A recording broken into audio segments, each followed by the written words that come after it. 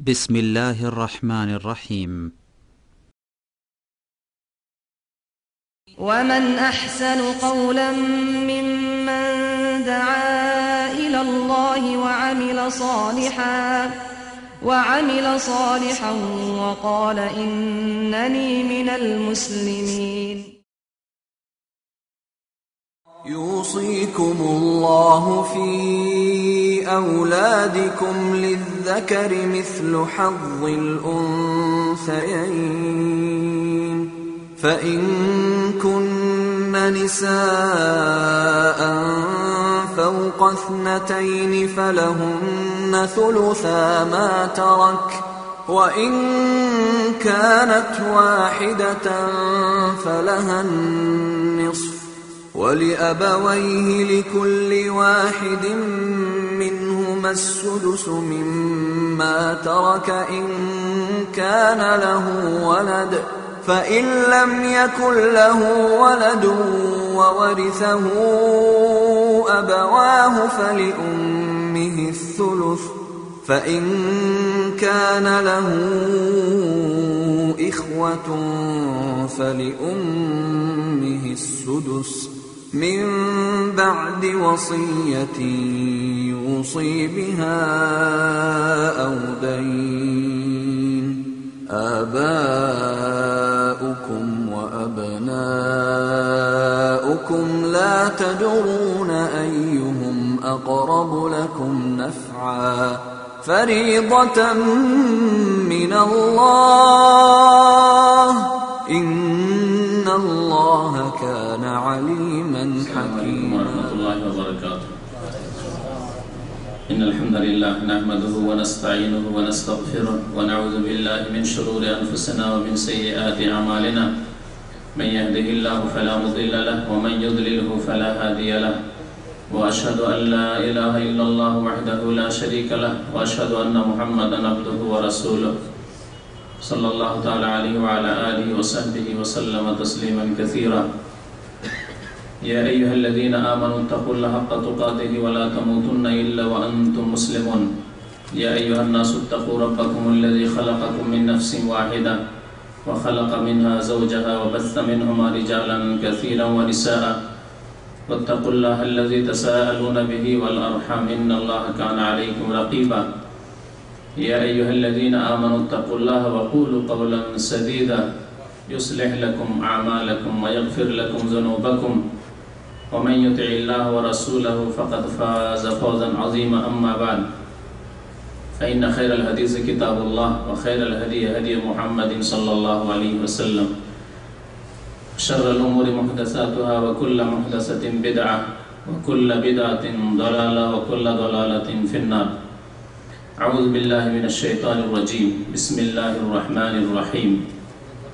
والذين يقولون ربنا هب لنا من آياتنا قرة أعين واجعلنا للمتقين إماما.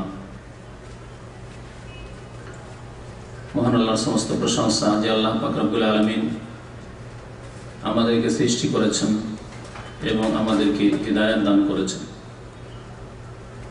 সে আল্লাহর সমস্ত প্রশংসা যিনি মানুষকে ন্যায় বিচার করতে বলেছেন। জুলম অত্যাচার আল্লাহ পাক হারাম করেছেন। দরুদ ও সালাম নাযিল হোক নবী মুহাম্মদ রাসূলুল্লাহ সাল্লাল্লাহু আলাইহি ওয়াসাল্লামের প্রতি যিনি ন্যায়কে প্রতিষ্ঠা করার জন্য সুবিচার কায়েম করার জন্য পৃথিবীতে প্রেরিত হয়েছেন। আল্লাহুম্মা সাল্লি আলাইহি আল্লাহুম্মা বারিক আলাইহি।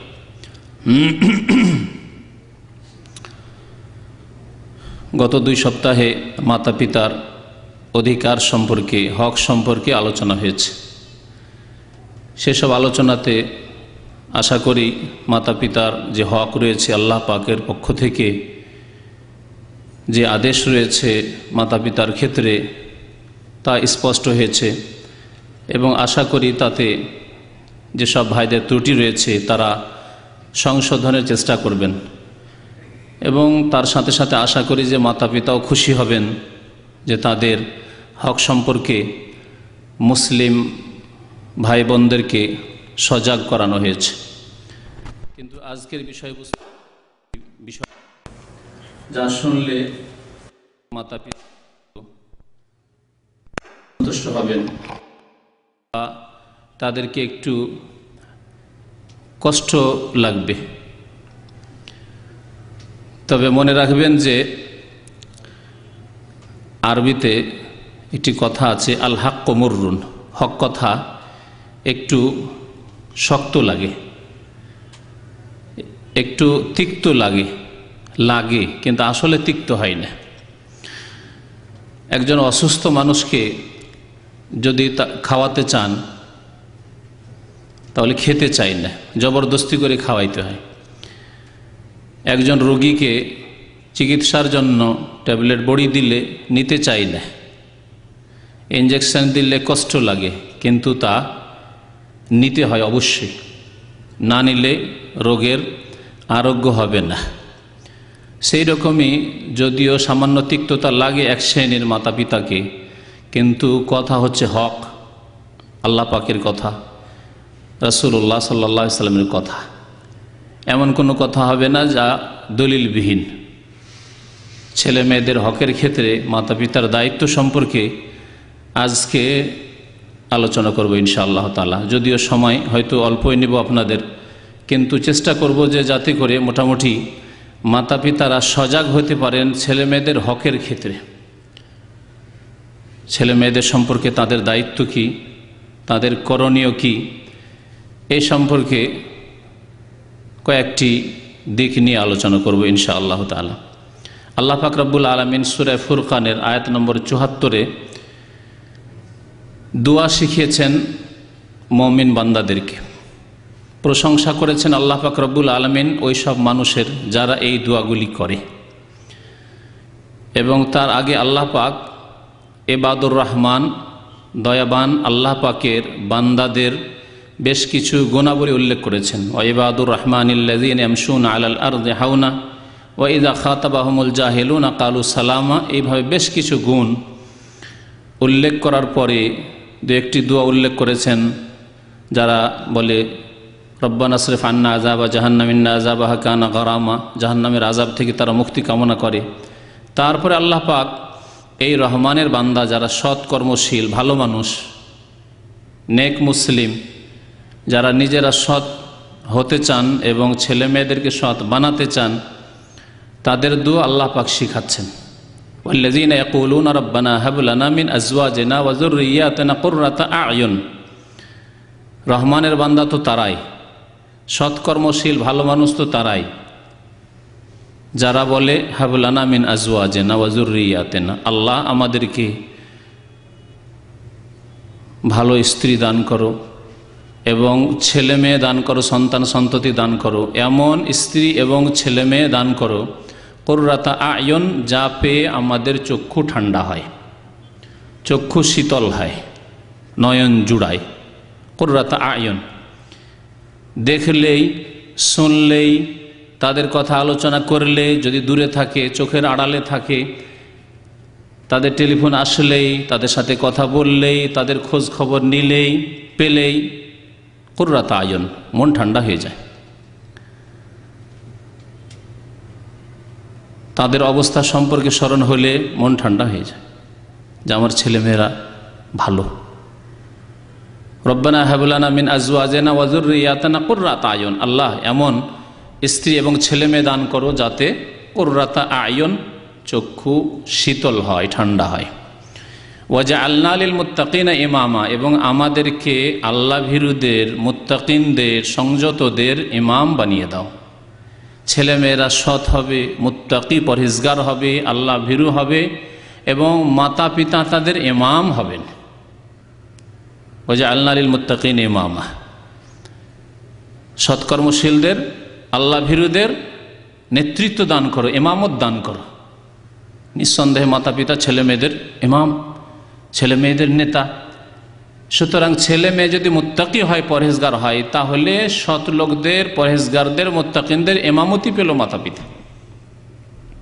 এই দোয়া আল্লাহ পাক শিখিয়েছেন মুমিন বান্দাদেরকে এবং তাদের প্রশংসা করেছেন যারা এই দোয়াগুলি করে। এখন আসুন ছেলে মেয়ের ক্ষেত্রে মাতা পিতার করণীয় কি? প্রথম বিষয়, তাদের ক্ষেত্রে ছোট থেকে যদি শুরু করা যায় তাহলে ভালো হবে। আল্লাহ পাক রব্বুল আলামিন সৎ সন্তানের প্রশংসা করেছেন। গত সপ্তাহে, তার আগের সপ্তাহে যে মাতা পিতার দোয়া ছেলে মেয়েদের ক্ষেত্রে উল্লেখ করেছিলাম, তার একটি দোয়া ছিল ওয়াসলিহ লি ফি যুররিয়াতি, আল্লাহ আমার ছেলে মেয়েদেরকে সৎ বানিয়ে দাও। তাহলে আল্লাহ পাক শিখাচ্ছেন যে আপনি দোয়া করবেন আল্লাহ পাকের কাছে সৎ সন্তানের জন্য। সৎ সন্তানের জন্য দোয়া করলে আপনার অন্তরে তার আকাঙ্ক্ষা আছে, আশা আছে। যদি কোনো কাজের আশা থাকে, কোনো কাজের আকাঙ্ক্ষা থাকে, কামনা বাসনা থাকে, তাহলে তার জন্য কর্ম করতে হয়। কর্মবিহীন আশা করলে, আকাঙ্ক্ষা করলে কোনো দিন মনের আশা পূরণ হয় না। দুনিয়ার ক্ষেত্রে আমরা ভালোই বুঝতে পারছি। আমরা যদি রাত দিন আশা করতাম দেশে বসে সুখী হব আর্থিক দিক থেকে, অথবা মক্কা মদিনা যাব, হজ করব, উমরা করব, আর বিদেশি যদি না আসতাম, সৌদি আরবে না আসতাম, কখনো হজ উমরা হইতো না। তাহলে ছেলে মেয়েদের ক্ষেত্রে আপনি আল্লাহ পাকের কাছে দোয়া করছেন, আল্লাহ শিখিয়ে দিয়েছেন ওয়াসলিহ লি ফি যুররিয়াতি, আর আপনি তাদেরকে সৎ বানাবার চেষ্টা করলেন না, কখনো সৎ হবে না তারা। তাহলে ছেলে মেয়েদের ক্ষেত্রে করণীয় হচ্ছে ছেলেমেয়েরা যাতে করে সৎ হয়, নেক হয়, তার জন্য প্রচেষ্টা চালাতে হবে। কামনা বাসনার সাথে কর্ম করতে হবে যে আমার ছেলেমেয়েরা কি করে সৎ হইতে পারে, পরহেজগার হইতে পারে, নামাজি হইতে পারে, ধার্মিক হইতে পারে। নবী করিম সাল্লাল্লাহু আলাইহি ওয়াসাল্লাম, সহিহ মুসলিম শরীফের হাদিস, ইযা মাতা ইবনু আদম, অন্য হাদিসে রয়েছে ইযা মাতাল ইনসান, আদম সন্তান যখন মারা যায় অথবা কোনো মানুষ মারা যায়, আদম সন্তানই মানুষ, যখন মানুষ মারা যায় ইনকাতা আনহু আমালুহু, তার আমল বন্ধ হয়ে যায়। দুনিয়ার কাজও বন্ধ হয়ে যায়, দিনের কাজও বন্ধ হয়ে যায়, আমল করা সব রকমের বন্ধ হয়ে যায়। নামাজ রোজা যেমন বন্ধ হয়ে যায় ইন্তেকালের সাথে সাথে, তেমন আপনার চাকরি বন্ধ হয়ে যায়, আপনার পানাহারও বন্ধ হয়ে যায়, আপনার ঘুম বন্ধ হয়ে যায়, সব কিছু বন্ধ। ইনকাতা আনহু আমালুহু বলা হচ্ছে, আমল দুনিয়ার আমল এবং পরলৌকিক আমল, দিনের আমল, ধর্মীয় কাজ, দুনিয়ার কাজ, সমস্ত কাজ কর্ম বন্ধ হয়ে যায়। ইল্লা মিন সালাসিন, তবে তিনটি আমল চলতে থাকে। ইল্লা মিন সাদাকাতিন জারিয়া আও ইলমিন ইউনতাফা বিহি আও ওয়ালাদিন সালিহিন ইয়াদউ লাহ। নবী করিম সাল্লাল্লাহু আলাইহি ওয়াসাল্লাম বলেছেন সাদকা জারিয়া, যদি এমন সাদকা করে যান যার নেকি স্থায়ী বা যার দ্বারা উপকৃত হচ্ছে মানুষ স্থায়ীভাবে দীর্ঘদিন ধরে, অথবা এমন বিদ্যা ছেড়ে গেছেন যার দ্বারা মানুষ উপকৃত হচ্ছে, ইনতাফা বিহি। তৃতীয় বিষয় যেটি উল্লেখ করেছেন নবী সাল্লাল্লাহু আলাইহি ওয়াসাল্লাম বলেছেন আও ওয়ালাদিন সালিহিন, এমন সন্তান, এমন ছেলে মেয়ে যা সালেহ, নেক। তাহলে শুধু সন্তানের প্রশংসা করা হয়নি। আপনার 10টা ছেলে আছে, মেয়ে আছে, এর কোনো প্রশংসা করা হয়নি। আপনার ছেলে মেয়ের সংখ্যা বেশি কম, এর প্রশংসা করা হয়নি। প্রশংসা করা হয়েছে সৎ সন্তান, বেশি হোক কিন্তু সৎ সন্তান হোক। আও ওয়ালাদিন সালেহিন, সৎ সন্তান যদি হয় তাহলে মানুষের ইন্তেকালের পরেও তার কাজে আসবে, এই আমল তার চালু থাকবে। ইয়াদউ লাহু, যদি সৎ সন্তান হয়ে দোয়া করে।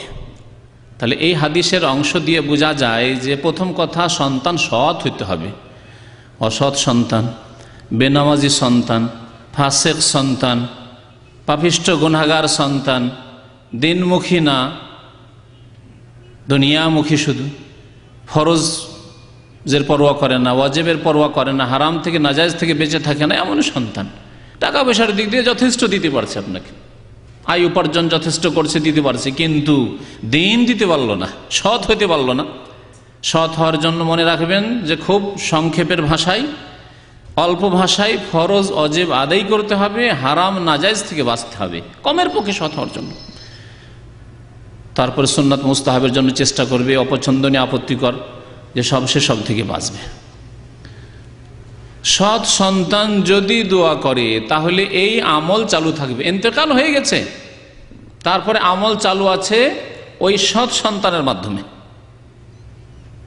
এই হাদিস আমাদেরকে এই শিক্ষা দেয় যে সন্তানকে সৎ বানাতে হবে, তাহলে আপনার মৃত্যুর পরে কাজে আসবে।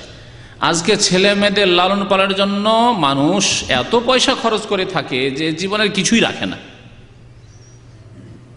বড় বড় অঙ্কের টাকা ব্যবসার মাধ্যমে হোক, চাকরির মাধ্যমে আয় উপার্জন করে এক পয়সা তার নেই, সমস্ত টাকা পয়সা ছেলে মেয়েদের পড়াশোনায় ব্যয় করে দিচ্ছে। কি আশা নিয়ে? যে আমার এই ছেলেগুলি ডাক্তার হলে, ইঞ্জিনিয়ার হলে, বড় উচ্চশিক্ষিত হলে বড় অঙ্কের টাকা পয়সা নিয়ে আসে, যা আমি এখন ছিটাচ্ছি টাকা পয়সা এদের শিক্ষার ক্ষেত্রে, এদের তালিমের ক্ষেত্রে, এদের মানুষ করার ক্ষেত্রে তার অনেক অনেক গুণ বেশি নিয়ে আসবে। কিন্তু মওতের পরে কি হবে তার চিন্তা অধিকাংশ মানুষই করে না, যে আমার এই ছেলে মওতের পরে আমার কি কাজে আসবে। বেনামাজি ডাক্তার, আমি মরে গেলে আমার কি কাজে আসবে। বেনামাজি ইঞ্জিনিয়ার, আমি মরে গেলে কি কাজে আসবে।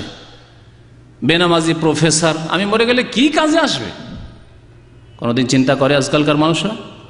কখনো চিন্তা করে না।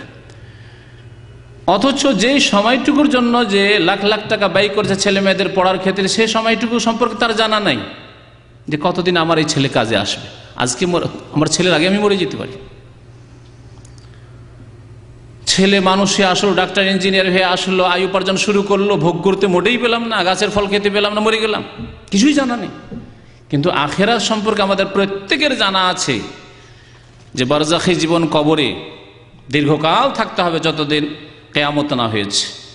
কিয়ামতে গিয়ে আবার জান্নাত জাহান্নাম, সেখানে চিরকাল থাকতে হবে, খালিদিনা ফিহা আবাদা। জান্নাত পেলে তো ভালোই কথা, আলহামদুলিল্লাহ, আর না হলে জাহান্নামে থাকতে হবে। সেখানে আওয়ালাদিন সালেহিন ইয়াদুলা, যদি সৎ সন্তান হয় আর দোয়া করে তাহলেই কাজে আসবে। এই ছেলে আমার শুধু দুনিয়ায় কাজে আসবে না, বরং মরে গেলে কবরের জীবনে কাজে আসবে, হাসরের মাঠে কাজে আসবে, পুলসেরাতে কাজে আসবে, আমার জান্নাত জাহান্নাম, জাহান্নাম থেকে বাঁচার ক্ষেত্রে, জান্নাতে যাওয়ার ক্ষেত্রে কাজে আসবে। কন্টিনিউ এই আমল চলতে আছে। ছেলেকে সৎ বানিয়েছিলেন, নামাজি বানিয়েছিলেন, দিনদার বানিয়েছিলেন, পরহেজগার বানিয়েছিলেন, আলিম বানিয়েছিলেন, সেজন্য আপনার ছেলে তার ছেলে মেয়েদেরকে, তাদেরকেও সৎ বানিয়েছে। আর যদি আপনার ছেলে মেয়েদেরকে সৎ না বানান, নামাজি না বানান, তাহলে আগামীতে আর কি আশা করতে পারেন যে আপনার ছেলেরা আবার তাদের ছেলেদেরকে আর কি বানাবে? কি আর আশা করতে পারেন? নিজেই যখন বানাতে পারেননি। আপনি হয়তো নামাজি ছিলেন, আমাদের দেশের অনেক মানুষ, মুরব্বীরা যারা আছে বয়স্ক, তারা হয়তো নামাজি, তাদের ছেলেরা তেমন নামাজি না। তাহলে যারা নামাজি নয় তাদের ছেলে মেয়েদের সম্পর্কে আর কি ভালো আশা করতে পারেন আপনি? তাহলে প্রথম দায়িত্ব হচ্ছে ছেলে মেয়েদেরকে সৎ বানানো, ছেলে মেয়েদেরকে সৎ বানাতে হবে, তাহলেই আমাদের কাজে আসবে দুনিয়াতেও এবং আখিরাতেও কাজ আসবে। সৎ সন্তান যদি হয় তাহলে কখনো হতে পারে না যে মাতা পিতার অবাধ্য হবে। একটি কথা মনে রাখেন, দুনিয়ার ক্ষেত্রেও লাভ, আখিরাত তো আছেই। সৎ সন্তান যদি হয়, আল্লাহ ভীরু যদি হয়, মুত্তাকি হয়, তাহলে কখনো হতে পারে না যে বাবা মা অসহায় আর তাদের সাহায্য সহযোগিতা করবে না, কখনো হতে পারে না। আপনি কি আশা করেন যে একজন বেনামাজি ছেলে আপনার কবরের কাছে গিয়ে দাঁড়িয়ে দোয়া করবে, রব্বিক ফিরলি ওয়ালি ওয়ালিদাইয়া দোয়া করবে, রব্বির রহমা কামা রব্বায়ানি সাগীরা দোয়া করবে? কখনো না। আর যদি করেও তো কাজে আসবে না। নবী করিম সাল্লাল্লাহু আলাইহি ওয়াসাল্লাম হাদিস, আওয়ালাদিন সালেহিন ইয়াদুল্লাহ, সৎ সন্তান যদি দোয়া করে তাহলে কবুল হবে। অসৎ সন্তান তাহলে মাতা পিতার জন্য যদি কবর কাছে গিয়ে দোয়াও করে, বেনামাজি ছেলে কিন্তু মাতা পিতার অনুগত ছিল, মা বাবার কবর কাছে গিয়ে দোয়া করে, কিছু হুজুরদেরকে ভাড়া টাড়া করে নিয়ে আসে দেশি তরিকায়, আর কোরআন খানি বক্সায়, এসব করে, কোনো কাজে আসবে না। আউয়ালাদিন সালেহিন ইয়াদুল্লাহ, তাহলে সৎ সন্তান আমাদেরকে তৈরি করতে হবে। দ্বিতীয় যে বিষয়টি আমাদের করণীয় ছেলে মেয়েদের ক্ষেত্রে, তা হচ্ছে ন্যায় বিচার করতে হবে, আদল ও ইনসাফ করতে হবে। জীবদ্দশায় ছোট থেকে যখন বেঁচে আছেন তখনও, এবং ইন্তেকালের সময়, ইন্তেকালের মুহূর্তে, তার পূর্ব মুহূর্তে, সেই সময়গুলিতেও ন্যায় বিচার করতে হবে, অন্যায় করলে হবে না। ছেলে মেয়েদের ওপর অন্যায় করা, না হক বিচার করা, সুবিচার কায়েম না করা, এক নজরে না দেখা, যেভাবে আল্লাহ পাক দেখতে বলেছেন, তা মাতা পিতার জন্য হারাম। এই ক্ষেত্রে পরিত্যক্ত সম্পদের ক্ষেত্রে নেন, ইন্তেকালের সময় যা কিছু ছেড়ে যাচ্ছেন সেসব সম্পর্কে আল্লাহ পাক ফয়সালা করে দিয়েছেন। ছেলেদের হক আল্লাহ নির্ধারিত করে দিয়েছেন, মেয়েদের হক আল্লাহ পাক নির্ধারিত করে দিয়েছেন। আল্লাহ পাক নির্ধারিত করে দেওয়ার পরে কোনো মানুষের জন্য জায়েজ নয়, কোনো মানুষের এইরকম সাহস করা একটি মুসলিমের পরিচয় মোটেই নয় যে নিজে থেকে হস্তক্ষেপ করবে যে না মেয়ের জন্য বেশি হয়ে যাচ্ছে দেওয়া, অমুক ছেলেকে বেশি দিতে হবে, ওকে কম দিতে হবে। এই রকমের হস্তক্ষেপ আল্লাহ পাক জায়েজ করেননি, বরং কঠোরভাবে আল্লাহ পাক নিষেধ করেছেন, কঠোর শাস্তির কথা বলেছেন। এই আয়াতগুলি আপনাদেরকে শোনায়, আয়াত বড় লম্বা রয়েছে, মিরাসের আয়াতগুলি, পরিত্যক্ত ধন সম্পদের ভাগ বন্টনের আয়াতগুলি সূরা নিসার আয়াত নম্বর 11 থেকে শুরু করে এই বিধানগুলি, হুকুম আহকামগুলি আল্লাহ পাক উল্লেখ করেছেন। ইউসিকুমুল্লাহু ফি আওলাদিকুম লিযাকারি মিসলু হাজ্জিল উনসায়াইন। আল্লাহ পাক তোমাদেরকে আদেশ করছেন, ইউসিকুমুল্লাহ, আল্লাহ পাক তোমাদেরকে আদেশ করছেন। হয়তো স্মরণে রেখেছেন যখন মাতা পিতার হকের কথা গত সপ্তাহে, তার আগের সপ্তাহে বলছিলাম, তখনও এইরকমই শব্দ এসেছে, ওয়াসাইনাল ইনসানা বিওয়ালিদাইহি ইহসানা। আমি মানুষকে আদেশ করেছি, এখানে ওয়াসাইনা, আর এখানে ইউসিকুমুল্লাহ, ওসিয়তের শব্দ দিয়ে আল্লাহ পাক উল্লেখ করেছেন। ছেলে মেয়েদেরকে আল্লাহ ওসিয়ত করছেন, আদেশ করছেন যে তোমরা মাতা পিতার সাথে সৎ ব্যবহার করবে। আর এখানে মাতা পিতাকে আল্লাহ আদেশ করেছেন ইউসিকুমুল্লাহ, আল্লাহ পাক তোমাদেরকে আদেশ প্রদান করছেন, চূড়ান্ত আদেশ আল্লাহ পাক রব্বুল আলামিনের। কি? লিযাকারি মিসলু হাজ্জিল উনসায়াইন, তোমার ছেলে সন্তানের জন্য মেয়ে সন্তানের দ্বিগুণ, 2 মেয়ে সন্তানের সমান 1 ছেলে সন্তানকে দেবে। এটি হচ্ছে আল্লাহ পাকের আদেশ। সুতরাং আপনার কাছে যদি 3 লাখ টাকা থাকে আর একটি ছেলে আছে একটি মেয়ে, তাহলে কি করবেন? একটি ছেলে আছে, ছেলেকে 2 লাখ দেবেন, মেয়েকে 1 লক্ষ দেবেন। আল্লাহ পাকের ফয়সালা। এতে আপনি 10,000 এদিক ওদিক করতে পারেন না, 10টি পয়সাও এদিক ওদিক করতে পারেন না। এবং প্রত্যেকটি সম্পদের ক্ষেত্রে মনে রাখবেন, আমাদের দেশে অধিকাংশ মানুষ মেয়েদের হক দেয় না, মেয়েদের উপরে জুলম অত্যাচার করে। আবার যারা দেয় তারাও যেগুলি মাঠে ঘাটের জমি জায়গা, চাষাবাদের জমি জায়গা আছে সেগুলি দেই, ভিটে মাটিতে কোনো অংশ নেই মেয়ের। সত্য কথা না এগুলি? ব্যবসায়ী প্রতিষ্ঠান আছে, দোকানপাট আছে, সেখানে মেয়েদের অংশ নেই, ছেলেদের জন্য ভাগ করে রেখেছে। 3টে দোকান আছে, আমার 3টে ছেলে আছে, আর মেয়েরা কোনো হক নেই তাদের। আউযুবিল্লাহ, কত বড় জুলম অত্যাচার মাতা পিতার পক্ষ থেকে। ব্যাংকে টাকা পয়সা আছে বাবার, মেয়েকে কোনো খোঁজ খবরই দেয় না। মেয়েকে জানতে দেবে যে এত টাকা ব্যাংক ব্যালেন্স আছে, সুতরাং সেগুলি তোমাদের ভাগ আছে না, ওইসব খোঁজ খবর শুধু ছেলেদের আছে। এসব জুলম অত্যাচার চলতে আছে। পরিত্যক্ত ধনের ক্ষেত্রে আল্লাহ পাক ফয়সালা করে দিয়েছেন। এই ক্ষেত্রে সবচেয়ে বড় জুলম যা আমাদের সমাজে হচ্ছে, আজ পর্যন্ত 40-45 বছর বয়স হয়ে গেছে, আজ পর্যন্ত এমন একটি লোক আমার নজরে আসেনি, হতে পারে 1-2টি লোক, তো এমন কোন লোক নজরে আসেনি যেই ব্যক্তি প্রত্যেকটি সম্পদে ন্যায্য অধিকার আল্লাহ যেইভাবে দিয়েছেন ছেলে মেয়েদেরকে, সেইভাবে মেয়েদেরকে হক দিয়েছে, এমন লোক আমার নজরে আসেনি। জানি না আপনাদের নজরে এসছে কিনা, যে মাঠের জমিতেও ওইভাবে ভাগ দেবে, ভিটে মাটিতেও ওইভাবে ভাগ দেবে, টাকা পয়সা যা কিছু আছে আর যেখানে জমানো আছে তাতে ওইভাবে ভাগ দেবে, ছেলেকে যেমন দেবে তেমনই মেয়েকে দেবে, ইত্যাদি ইত্যাদি।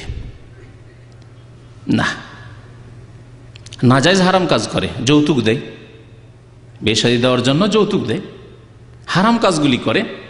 কিন্তু আল্লাহ পাক যা ফরজ করেছেন, ইউসিকুমুল্লাহ, আল্লাহ পাকের আদেশ, ফরজ আদেশ, যে ছেলেকে যা দেবে তার অর্ধেক মেয়েকে দিতে হবে। 2 মেয়েকে যা দেবে উনসায়াইন, 2 মেয়ের সমান 1 ছেলেকে দেবে।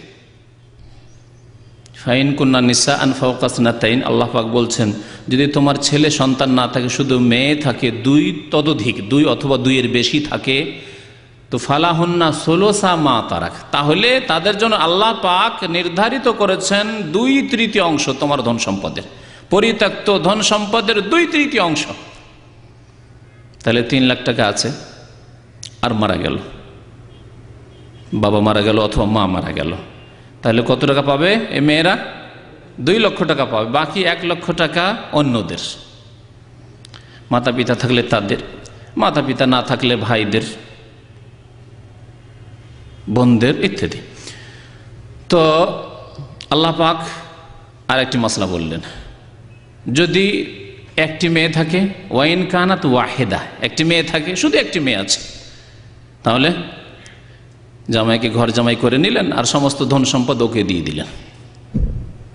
আর অন্য আত্মীয় স্বজন আছে, সেই ক্ষেত্রে জুলুম অত্যাচার করলেন। বাবা মা আছে, দিলেন না, অথবা বাবা মা নেই, ভাইদের হক ছিল, একেবারে দেবেন। কে দেবে আজকাল ভাইদেরকে? আল্লাহ পাক বলছেন ওয়াইন কানাত ওয়াহেদাতান ফালাহান নিসফু, যদি এক মেয়ে হয় সে অর্ধেক পাবে, তার বেশি পাবে না। 3 লক্ষ থাকলে 1.5 লক্ষ পেল, বাকি 1.5 লক্ষ বাঁচল। আব্বা আম্মা ইন্তেকাল করেছে, আপনার আগে ইন্তেকাল করেছে, তাহলে এগুলি ভাই বোনেরা পাবে, তাদের হক রয়েছে। এখানে স্ত্রীর পরামর্শ নিলে হবে না, আরে এত টাকা তোমার ভাইদেরই দিয়ে দিবে, তোমার বোনদের দেবে না, না ওদের দেওয়া যাবে না, আল্লাহ পাকের ফয়সালা। তো যাই হোক, মিরাস ভাগ বন্টনের বিষয়ে উল্লেখ করা উদ্দেশ্য নয়, কিন্তু ইনসাফ আল্লাহ পাক রব্বুল আলামিন যেভাবে করেছেন, যেভাবে আল্লাহ সুবিচার করেছেন, সেইভাবে আমাদেরকে দিতে হবে। নবী করিম সাল্লাল্লাহু আলাইহি ওয়াসাল্লামের খুব প্রসিদ্ধ হাদিস, ইন্নাল্লাহ কাদ আতা কুল্লা জি হাক্কিন হাক্কাহ, আল্লাহ পাক রব্বুল আলামিন প্রত্যেক হকদারকে, প্রত্যেক হকওয়ালাকে তার হক প্রাপ্য অধিকার দিয়ে দিয়েছেন। কোরআনুল কারীমে, রাসূলুল্লাহ সাল্লাল্লাহু আলাইহি ওয়াসাল্লাম হাদিসে আল্লাহ হক দিয়ে দিয়েছেন। সেই হকের ক্ষেত্রে, সেই অধিকারের ক্ষেত্রে, সেই প্রাপ্যের ক্ষেত্রে কোন রকমের হস্তক্ষেপ জায়েজ নাই। এ হচ্ছে আল্লাহর গোলামি, যে আল্লাহর আপনি বান্দা। আল্লাহর বান্দা শুধু নামাজের ক্ষেত্রে নয়, মসজিদে নয়, যে নামাজ পড়লেন তখন আল্লাহর বান্দা, আর যখন জমি জায়গার ভাগ বন্টন শুরু করলেন তখন জুলম অত্যাচার করে খেয়াল খুশি আপনি কাজ করলেন। ওখানে আবার শরীয়ত কি আছে? আমার ধন সম্পদ, এখানে আবার শরীয়ত কি? এখানে আবার কোরআনের মাসলা কি আর হাদিসের মাসলা মাসাইল কি? না, উদখুলু ফিস সিলমে কাফা, পূর্ণাঙ্গ মুসলিম হইতে হবে।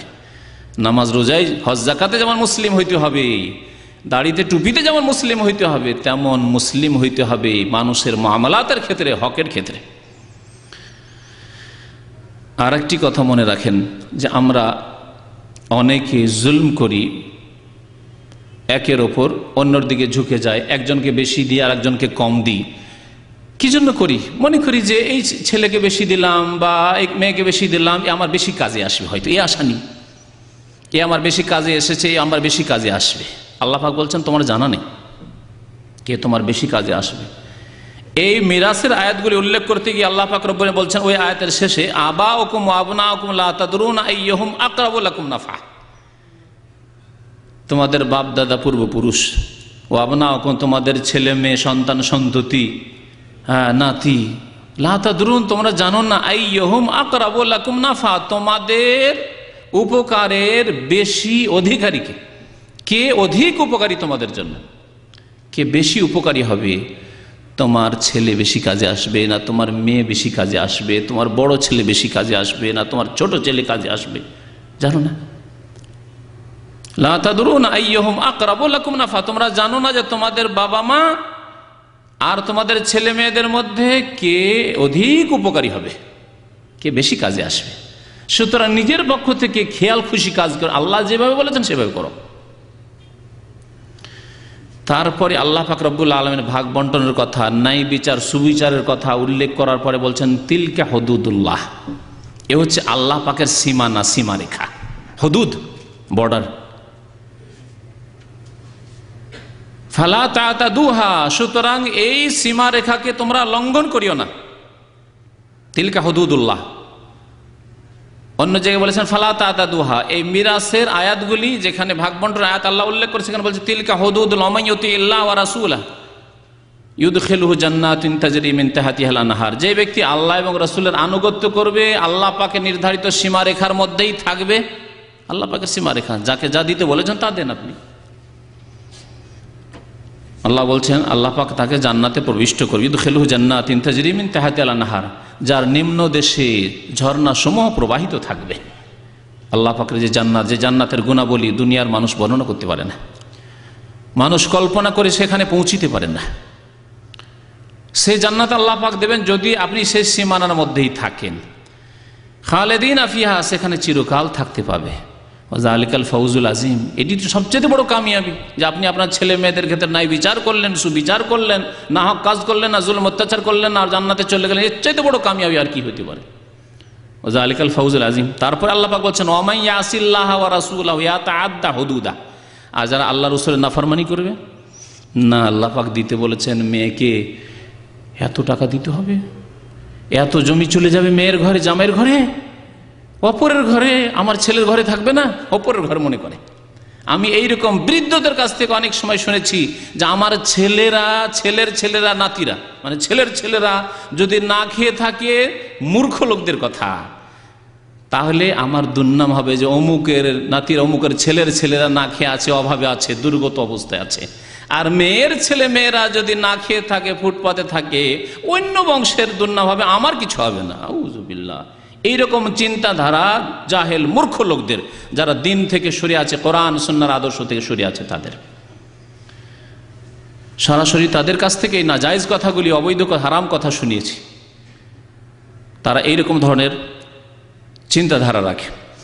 আল্লাহ পাক বলছেন যারা আল্লাহ রাসূলের নাফরমানি করবে, ওয়া ইয়াতাআদ্দা হুদুদাহু, এবং আল্লাহর যে সীমানা রয়েছে সেই সীমানাকে লঙ্ঘন করবে, মানল না, ইউদখিলুহু নারান খালিদান ফিহা, আল্লাহ পাক তাদেরকে জাহান্নামে ঢুকাবেন, জাহান্নামে আল্লাহ পাক ঢুকাবেন। খালিদান ফিহা, সেখানে চিরকাল থাকবে। ওয়ালাহু আযাবুম মুহিন, এবং তার জন্য রয়েছে বড়ই অপমানজনক শাস্তি। আযাবুম মুহিন, অপমানজনক শাস্তি রয়েছে। সুতরাং দুনিয়া আপনি জুলম অত্যাচার করে যাবেন, কার জন্য এসব করে যাবেন, আর আপনি আপনার পরিণাম খারাপ করবেন। আর একটি বিষয় মনে রাখবেন, মাতা পিতার ক্ষেত্রে, মাতা পিতার দায়িত্বের ক্ষেত্রে, করণীয় ক্ষেত্রে, যে প্রত্যেকে হয় মাতা পিতা হয়ে গেছেন অথবা হবেন আগামী জীবনে। প্রত্যেককে রাসূলুল্লাহ সাল্লাল্লাহু আলাইহি ওয়াসাল্লাম দায়িত্বশীল বলে আখ্যায়িত করেছেন, প্রত্যেককে রাখাল বলে আখ্যায়িত করেছেন। আর প্রত্যেকের রাখালি সম্পর্কে, প্রত্যেকের দায়িত্ব সম্পর্কে কাল কিয়ামতে জবাবদিহি করতে হবে। নবী করিম সাল্লাল্লাহু আলাইহি ওয়াসাল্লামের খুব প্রসিদ্ধ হাদিস, বুখারীতে রয়েছে, মুসলিমে রয়েছে, বহু হাদিসের কিতাবে রয়েছে, আলা কুল্লুকুম রাইন ওয়া কুল্লুকুম মাসউলুন আন রাইয়াতিহি, সাবধান, তোমাদের প্রত্যেকে রাখাল, রাইন, প্রত্যেকে তোমাদের দায়িত্বশীল, ওয়া কুল্লুকুম মাসউলুন আন রাইয়াতিহি, আর প্রত্যেককে জিজ্ঞাসা করা হবে তার দায়িত্ব সম্পর্কে, তার রাখালি সম্পর্কে। তারপরে এক একটি করে নবী সাল্লাল্লাহু আলাইহি ওয়াসাল্লাম বিস্তারিত উল্লেখ করেছেন। দেশের নেতাকে জিজ্ঞাসা করা হবে দেশবাসী সম্পর্কে, প্রজা সম্পর্কে, জনসাধারণ সম্পর্কে। দেশের যারা দায়িত্বশীল, যারা বড় বড় পদে রয়েছে, বিভিন্ন নেতৃস্থানীয় ব্যক্তি, তাদেরকে তাদের নেতৃত্ব সম্পর্কে জিজ্ঞাসা করা হবে। বাড়ির মালিককে, পুরুষকে জিজ্ঞাসা করা হবে তার স্ত্রী এবং ছেলে মেয়েদের সম্পর্কে। বাড়ির যে মহিলা রয়েছে তাকে জিজ্ঞাসা করা হবে তার ছেলে মেয়েদের সম্পর্কে। প্রত্যেককে জিজ্ঞাসা, আলা কুল্লুকুম রাইন ওয়া কুল্লুকুম মাসউলুন আন রাইয়াতিহি। সুতরাং আমাদেরকে এর জবাব তৈরি রাখতে হবে। কি জবাব আল্লাহ পাকের দরবারে দেব, তৈরি রাখতে হবে। ইনসাফ করতে হবে, ন্যায় বিচার করতে হবে। এই মর্মে একটি ঘটনা শোনায় নবী করিম সাল্লাল্লাহু আলাইহি ওয়াসাল্লামের জামানায়। নোমান বিন বশীর রাদিয়াল্লাহু তাআলা আনহু, খুব প্রসিদ্ধ সাহাবী, এবং তার একটি বৈশিষ্ট্য হচ্ছে মদিনায় নবী করিম সাল্লাল্লাহু আলাইহি ওয়াসাল্লামের হিজরতের পরে আনসারীদের প্রথম এই শিশুর জন্ম, নোমান বিন বশীর। বাশিরের ঘরে নোমানের জন্ম, আনসারীদের মধ্যে প্রথম ব্যক্তি। নবী সাল্লাল্লাহু আলাইহি ওয়াসাল্লামের হিজরতের পরে এই ছেলের জন্ম হয়। ওই সময় তার পিতা বশীর রাদিয়াল্লাহু তাআলা আনহু, তিনি সাহাবী, নবী করিম সাল্লাল্লাহু আলাইহি ওয়াসাল্লামের কাছে সুসংবাদ দিতে আসলেন, ইয়া রাসূলুল্লাহ, আমার ছেলে সন্তান হয়েছে, আমার ঘরে ছেলে জন্মেছে। এই বাশিরের দুইটি স্ত্রী ছিল, ছোট স্ত্রী, বড় স্ত্রী। বড় স্ত্রীর ছেলে মেয়ে আরও আছে। এই ছোট স্ত্রীর এই প্রথম ছেলে নোমানের জন্ম হয়। ছোট স্ত্রীর একটি প্রভাব থাকে স্বামীর উপর, আজকালকার জামানায় আরও বেশি। দুই স্ত্রী যদি থাকে তো বেশিরভাগ ক্ষেত্রে দেখা যায় যে ছোট স্ত্রী বেশি প্রভাব বিস্তার করে ফেলে। বড় স্ত্রী কখনো কখনো প্রভাব বিস্তার করে যদি তার ছেলে মেয়ে বড় হয়, আর তারপরে প্রভাবশালী দিক দিয়ে ভয় যদি থাকে স্বামীর ইত্যাদি। আর না হলে বেশিরভাগ ক্ষেত্রে দেখা যায় যে বড় স্ত্রীর উপরে জালেমেরা জুলুম করে থাকে। তো এই ছোট স্ত্রী ভাবলো যে একটা কিছু আমার ছেলেকে দিক। আমার স্বামীকে বলল যে স্বামী, তোমাকে বিয়ে করলাম আমি, আর এই ছেলের জন্ম হলো, তো আমার এই ছেলের নামে কিছু দাও। বলে ঠিক আছে দিলাম। বলছে না, শুধু দিলাম বললে চলবে না, সাক্ষী রাখতে হবে। সাক্ষী রাখতে হবে। কাকে সাক্ষী রাখতে হবে? স্বয়ং রাসূলুল্লাহ সাল্লাল্লাহু আলাইহি ওয়াসাল্লামকে সাক্ষী রাখতে হবে। সাক্ষী যাতে মজবুত, কোনোদিন অস্বীকার না করতে পারে, কারণ এইরকম দেওয়ার অনেকে ওয়াদা খেলাপি করে। সাক্ষী শক্ত হোক। আচ্ছা, রাসূলুল্লাহ সাল্লাল্লাহু আলাইহি ওয়াসাল্লামকে সাক্ষী করতে হবে। ঠিক আছে, ছোট স্ত্রীর কথায় রাজি। বাশির রাদিয়াল্লাহু তাআলা বলছেন ঠিক আছে। গেলেন রাসূলুল্লাহ সাল্লাল্লাহু আলাইহি ওয়াসাল্লামের কাছে, হাদিসে শোনায়। বলছেন সামিআতু নোমান বিন বাশির। নোমান বিন বাশির বড় হওয়ার পরে নিজের ঘটনা নিজে বয়ান করছেন। বলছেন যে বড় হওয়ার পরে একদিন তিনি খুতবা দিচ্ছেন মেম্বারে চড়ে, আর বলছেন যে আতানি আবি আতিয়াতান, আমার আব্বা আমাকে কিছু দিয়েছিল, উপহার দিয়েছিল, যে এই বাশির নোমানের জন্য থাকলো। ফাকালাত আমরাত বিনতে রাওয়াহা, রাওয়াহার মেয়ে আব্দুল্লাহ বিন রাওয়াহা যে সাহাবী ছিলেন, তার বোনের বিয়ে হয়েছিল এই বাশিরের সাথে রাদিয়াল্লাহু তাআলা আনহু। বলে লা আরযা হাত্তা তুশহিদা রাসূলুল্লাহ সাল্লাল্লাহু আলাইহি ওয়াসাল্লাম, আমি শুধু তোমার মুখের কথা দিলে আর দিয়ে দিবে এই কথায় আমি রাজি না। হাত্তা তুশহিদা রাসূলুল্লাহ, যতক্ষণ রাসূলুল্লাহ সাল্লাল্লাহু আলাইহি ওয়াসাল্লামকে সাক্ষী না বানাবে তুমি। ফাআতা রাসূলুল্লাহ সাল্লাল্লাহু আলাইহি ওয়াসাল্লাম, আল্লাহ রাসূল সাল্লাল্লাহু আলাইহি ওয়াসাল্লামের কাছে বাশির রাদিয়াল্লাহু তাআলা আসলেন। বলছেন নোমান আমার পিতা আসলেন। ফাকাল ইন্নী আতাইতু ইবনি মিন আমরা বিনতে রাওয়াহা আতিয়াতান, আমরা বিনতে রাওয়াহার পেট থেকে যে আমার এই ছেলে জন্মেছে নোমান নাম রেখেছি, ওকে আমি কিছু দিয়েছি, বিশেষভাবে তাকে দিয়েছি। ফাআমারাতনি আন উশহিদাকা ইয়া রাসূলুল্লাহ, কিন্তু আমার স্ত্রী সে আমরা বলছে যে না, আমি শুধু তোমার মুখের কথা শুনবো না, রাসূলুল্লাহ সাল্লাল্লাহু আলাইহি ওয়াসাল্লামকে সাক্ষী করে এসে যাও, আপনাকে সাক্ষী করতে বলেছে, সেই জন্য আপনার দরবারে এসেছি। নবী করিম সাল্লাল্লাহু আলাইহি ওয়াসাল্লাম কি বললেন? আতাইতা সায়রা ওয়ালাদিকা মিসলা হাযা। অন্য হাদিসে একটু ভিন্ন শব্দ রয়েছে, অর্থ কাছাকাছি একই। আনাহালতা কুল্লা ওয়ালাদিক মিসলা হাযা, তোমার যতগুলি ছেলে মেয়ে সবাইকে এইরকম ভাবে দিয়েছ? আরো ছেলে মেয়েরা যে রয়েছে তাদেরকে দিয়েছ এইভাবে? জিজ্ঞাসা করলেন। কাল আল্লাহ, না দিনি, শুধু একে দিয়েছি, ছোট ছেলে, আর ছোট স্ত্রীর প্রথম ছেলে, সেই জন্য ওকে দিয়েছি। নবী করিম সাল্লাল্লাহু আলাইহি ওয়াসাল্লাম কি বললেন? ফাত্তাকুল্লাহ, আল্লাহকে ভয় করা। আল্লাহকে ভয় করো না, কালকে আমাদের জবাবদেহি করতে হবে, জাহান্নামে যেতে হবে। ওমাই ইয়াসিল্লাহ ওয়া রাসূল ওয়া ইয়াতাআদ্দা হুদুদ ইউদখিলুহু নারান খালিদান ফিহা, আল্লাহর সীমারেখা লঙ্ঘন করলে জাহান্নামে যেতে হবে, লাঞ্ছিত হইতে হবে। ফাত্তাকুল্লাহ, তোমরা আল্লাহকে ভয় করো। ওয়াদিলু বাইনা আওলাদিকুম, তোমাদের ছেলে মেয়ে সন্তান সন্ততির মাঝে তোমরা ন্যায়কে প্রতিষ্ঠা করো, সুবিচার করো, আদল ইনসাফ করো। ওয়াদিলু বাইনা আওলাদিকুম, ইনসাফ করবে না, ইনসাফি করবে না, জুলম অত্যাচার করবে না। অন্য হাদিসে রয়েছে, যাও ফাইন্নী লা আশহাদু আলা জাওরিন, আমি কোনো জুলমের ওপর কোনোদিন সাক্ষী থাকতে পারি না। রাসূলুল্লাহ সাল্লাল্লাহু আলাইহি ওয়াসাল্লাম, আমি রাসূলুল্লাহ রাহমাতুল লিল আলামিন, বিশ্বজাহানের জন্য রহমত, আর আমি কোনো জুলম অত্যাচার না হক বিষয়ে তুমি সিদ্ধান্ত নিয়েছো, তার উপর আমাকে সাক্ষী বানাবে, আমি কোনো জুলমের ওপর সাক্ষী থাকতে পারি না। ধন সম্পদ কার ছিল? এখন হাদিসটা শুনলেন, কিছু এমন মাসলে আসি যেগুলি এই হাদিস থেকে আমরা নিতে পারি, এবং আমাদের সমাজে এইরকম কুসংস্কার রয়েছে, জুলম অত্যাচার রয়েছে। এই হাদিস দ্বারা বোঝা গেল ধন সম্পদ দিয়েছিলেন কার সম্পদ? বাশির নিজের সম্পদ। আল্লাহ পাক দিয়েছেন, কিন্তু বাশিরের নিজের ধন সম্পদ, নিজেরগুলি বাকি ছেলেগুলিকে না দিয়েও একটি ছেলেকে দিয়েছিলেন। নিজের ধন সম্পদ দেওয়ার ক্ষেত্রে যদি রাসূলুল্লাহ সাল্লাল্লাহু আলাইহি ওয়াসাল্লাম এত শক্ত কথা বলি, ইত্তাকুল্লাহ, আল্লাহকে ভয় করো, জুলমের ওপর তুমি আমাকে সাক্ষী বানাবে, কখনো হইতে পারে না। তাহলে চিন্তা করুন, আমাদের সমাজের এক শ্রেণীর মাতা পিতা বড় ছেলেদের টাকা পয়সা, অথবা বড় না হলে অনেক সময় হয়তো বড় ছেলেই অকর্মা, কাজ করে না, কুড়ে বসে থাকে, শুয়ে থাকে, ঘুরে বেড়ায়, আর ছোট ছেলে হয়তো মেহনতি, কাজ করে, বিদেশে এসেছে, টাকা পয়সা পাঠাইতে আছে, টাকা পয়সা পাঠাচ্ছে, কার কাছে টাকা পাঠাচ্ছে? দেশি তরিকে বাবার কাছে টাকা পাঠাচ্ছে। বাবার কাছে যদি টাকা না পাঠায়, আমাদের দেশে এটা বড় জুলুম করলো যেন ছেলে। বাবার কাছে যদি টাকা পয়সা না পাঠায় তাহলে বড় জুলুম করলো। শুধু তাই নয়, এক অফিসারের সাথে আমার সাক্ষাৎ হয়, মুসলিম অফিসার, বলছে যে আমি খুব পারিবারিক সমস্যায় ভুগছি। কি? আমার আব্বার সাথে যতদিন লেখাপড়া করছিলাম, কলেজ ইউনিভার্সিটি পড়াশোনা করেছি, কোনোদিন আমার দ্বন্দ্ব হয়নি, কিন্তু যেই চাকরিতে লেগেছি, চাকরি আবার কমার্শিয়াল ট্যাক্সের চাকরি, ট্যাক্সের চাকরিতে যে ঘুষ তো আছে, যথেষ্ট ঘুষ খায় তারা। তো আমার আব্বা জিজ্ঞাসা করছে তোমার বেতন কত? আচ্ছা হলো বেতন কত বললাম, তারপরে বলছে মাসে কত টাকা ঘুষ পাও সেটাও চাই আমার আব্বা। মাসিক বেতন দিয়ে আব্বাকে রাজি করতে পারলাম না, এখন ঘুষ যে আমি মাসে কত টাকা ইনকাম করি তাও আমার আব্বা খেতে চায়। এখনো সেই বাবা বেঁচেও আছে, আর ছেলে অফিসারও বেঁচে আছে। আপনাদেরকে সত্য ঘটনা শোনাচ্ছি। এ হচ্ছে আমাদের অধিকাংশ বাবাদের অবৈধ সিদ্ধান্ত, অনইসলামিক পারিবারিক সিস্টেম। টাকা পয়সা উপার্জন করে পাঠাচ্ছেন, টাকা যাচ্ছে কার কাছে? অ্যাকাউন্টে বা কার নামে? বাবার নামে। বাবাকে জিজ্ঞাসা করেন, আমি জিজ্ঞেস করেছি অনেক বাবাকে এরকম, যে আপনার ছেলে দুটো তো বাড়িতে